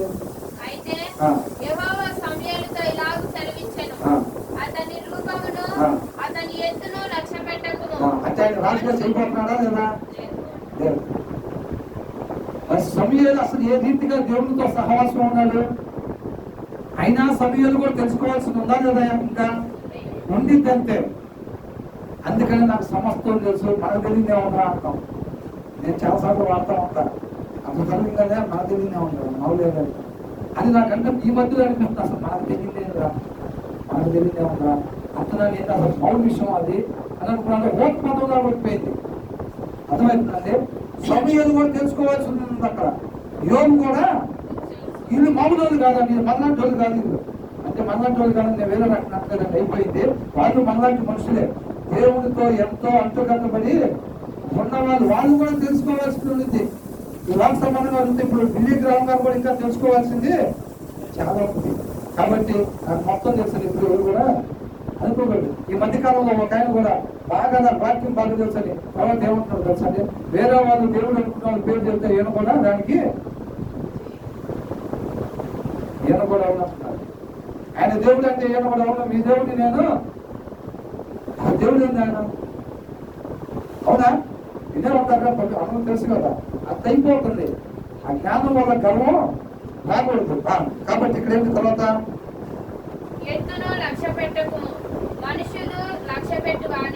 ఇంకా అదైపోయింది. ఇక చూడు వచ్చిన సమూయేలు అగామును ఏం చేశాడు? చంపేశాడా లేదా? దేవుడు జరగాలనుకున్న కార్యం జరిగిందా లేదా? అమాలేకులు మొత్తాన్ని నాశనం చేస్తారు. ఒక రాజునే మిగిల్చుకొని వచ్చారు. ఆ రాజును కూడా ఈయన ఆయన జనమైన ఇశ్రాయేలు జనం మీదకి వాళ్ళు వచ్చారు. నిర్మాకాలం 17వ అధ్యాయం 8వ వచనంలో చూసాం. ఆ ఎప్పటి బయటకు తీసుకొచ్చి ఎవరైనా నడిపించేది? దేవుడు నడిపిస్తుంటే వీళ్ళు ఎదురు పడొచ్చి యుద్ధం చేశారంట. కాబట్టి దేవుడికి వాళ్ళకి సదాకాలం శత్రుత్వం విరోధం ఉందని చెప్పి రాసి పెట్టుకున్నారు. అవునా? ఆయన చిత్తం నెరవేర్చబడిందా లేదా? అని ఆగదు. ఖచ్చితంగా సమస్తం తండ్రి చేత ఆకర్షింపబడిన ప్రతి ఒక్కరు తండ్రితో సమాధాన పడి యుగ యుగాలు దేవునితో పాటు ఉండబోతున్నారు. అది ఖచ్చితంగా జరిగింది అంతే. అది ఎవరో దాన్ని ఆపలేరు. నేను లేకపోతే చెప్తాను ఏ ఒక్కరు అనుకున్నా కానీ అపవాదిని సైతం తన మహిమ కొరకు వాడుకోగలిగిన సమర్థులు నువ్వుది నాదేమని. ఇంకా అర్థమైందా? వాళ్ళు నరకానికి వెళ్ళిపోతారు. వెళ్ళిపోయినా సరే వాళ్ళని ఈయన మహిమ కొరకు వాడుకుంటారు. ఇప్పుడు ఈయన జనాన్ని ఈయన నేర్చుకోవాల్సింది నేర్చుకోవడం కోసం శత్రువులకు అప్పగిస్తున్నాడు కదా. ఆయన వాడుకున్నంత మాత్రం ఆ శత్రువుని పరలోకాన్ని తీసుకోగలరా? ఈయన నేర్పించాల్సింది నేర్పించిన తర్వాత ఆ శత్రువుని నరకంలోకే పంపిస్తాడు. అది చక్కగా న్యాయవంతంగా జరిగిపోతా ఉంది. అర్థమవుతుందండి? కాబట్టి దేవునితో మనం ఉండేటప్పుడు ఎంతో జాగ్రత్తగా ఉండాలి. ఈ దాసుడు ఆలోచిస్తున్నాడు, ఆజ్ఞ చెప్పిన తర్వాత మన ఇష్టం వచ్చినట్టుగా ఉంటే సోది చెప్పే దాంతో సమానం ఉన్నట్టుగా విగ్రహాలను పూజించిన దాంతో మనం సమానంగా ఉన్నట్టు మనం చెప్పింది చేయకుండా వాక్యాన్ని అనుసరించుకుంటాం. తర్వాత ఏమంటాడు? అప్పుడు సమూయేలు ఆ. రామాకు రామాకు వెళ్ళిపోయాను. సౌలును గిబియాలోను ఆ. తన ఇంటికి వెళ్ళాను. సౌలు బ్రతికిన దినములన్నిటను ఆ. సమూయేలు అతని దర్శక వెళ్ళలేదు గాని ఇంగ్లీష్ బైబిల్ ఒకసారి చూడండి. ఇంగ్లీష్ బైబిల్ ఏముంది? Then Samuel went to Ramah, and 35th. Samuel did not see Saul again until the day of his death. చూసారండి, ఇక్కడ ఏమనుందంటే ఎన్ఐవిలో సేమ్ అది కూడా ఇది ఒకటే. ఇక్కడ ఏమనుందంటే until the day Samuel died అని ఉంది. ఏంటంట? అంటిల్ ద డే శామ్యూయల్ అంటే ఎవరు? సమూయేలు చచ్చిపోయేంత వరకు కూడా నేను అక్కడికి వెళ్ళలేదంట. ఇక్కడ ఏమో రాస్తుంది తెలుగులో? సౌలు బ్రతికిన దినములన్నిటను చూసారా? సమూయేలు అతని ఎంత తేడా ఉంది? అవునా? సమూయేలు బ్రతికిన దినములు మొత్తం కూడా నేను అక్కడికి వెళ్ళలేదంట. ఆయన చనిపోయిందాక అనేక దీంట్లో రాస్తుంది. దాని నుంచి తర్జుమా చేసింది దీంట్లో ఏమో సౌలు బ్రతికిన దినములన్నిటను సమూయేలు అతని దర్శించుకోలేదు కానీ సౌలును గురించి దుఃఖాక్రాంతుడాయెను. చూసారా ఎన్నిసార్లు చూసారు అసలు? సౌలును గురించి దుఃఖాక్రాంతుడాయెను. మరియు తాను సౌలును ఇశ్రాయేలు మీద రాజుగా నియమించినందుకు యెహోవా పశ్చాత్తాపపడెను. ఏం చేశాడంట? మరియు తాను సౌలును ఇశ్రాయేలు మీద రాజుగా నిర్ణయించినందుకు యెహోవా పశ్చాత్తాపపడెను. పశ్చాత్తాపడినంత ఇక్కడ ఏముంది? Until the day Samuel died, he did not go to see Saul again. Though Samuel mourned for him, and the Lord regretted అని ఉంది. అర్థమవుతుందండి? నిరాశపరిచాడు సౌలు. దానివల్ల తీసేయటం జరిగింది. ఏడ్చినప్పటికీ కూడా అని ఉంది అనమాట. దో శామ్యూయల్ మోర్న్ ఫర్ హిమ్ అని ఉంది. అంటే ఈయన ఏడ్చాడు కానీ ఆయన దగ్గరికి వెళ్ళలేదు అని ఉంది. అవునా? కాబట్టి ఇవాళ దేవుడు మహాకృపను బట్టి ఆయన మాత్రం మా దగ్గరికి పంపిస్తా ఉన్నారు. చిన్న చిన్న విషయాలు కూడా చక్కగా దేవుడు తెలియపరుస్తా ఉన్నారు అన్నమాట. మనిషి జ్ఞానాన్ని ఉపయోగించి దేవుడు కూడా మనం అది కూడా కవర్ చేసుకున్నాం, ఇది కూడా మనం కవర్ చేసుకుంటున్నాంలే అని చెప్పి నశించిపోయేవారుగా నష్టపోయేవారుగా మనం ఉండకూడదని దేవుడికి ఇష్టానుసారంగా దేవుడిని దేవుడిగా తెలుసుకుని ఆయన్ని మహిమపరచాల్సిన రీతిగా మనం మహిమపరచాలని దేవుడు తన మహాకృపను బట్టి మనకి తెలియపరుస్తూ ఉన్నాడు, ఆశపడుతూ ఉన్నాడు అన్నమాట. ఆయన మరి నిరుత్సాహపరచాలా, నిరాశపరచాలా, మనం సంతోషపెట్టాలా, మహిమపరచాలా, ఘనపరచాలా, ఈ మూడు చేయాలని ఏం చేయాలి? ఆయన చెప్పిన దాని ప్రకారం మనం అవునా? అలాగ మనం నడుచుకున్నట్లయితే ఆయన రాజ్యం మనం కట్టేవారుగా ఉంటాం అన్నమాట. ఆయన రాజ్యం కట్టే భాగం మనకు కూడా ఇచ్చే భాగ్యాన్ని తన సహోదరులుగా తన తోటి పనివారుగా మనకు కూడా ఆ భాగ్యాన్ని ఇచ్చాడు అనమాట. ఆయన రాజ్యాన్ని కట్టాల్సిన బాధ్యత దేవుడికే. మరి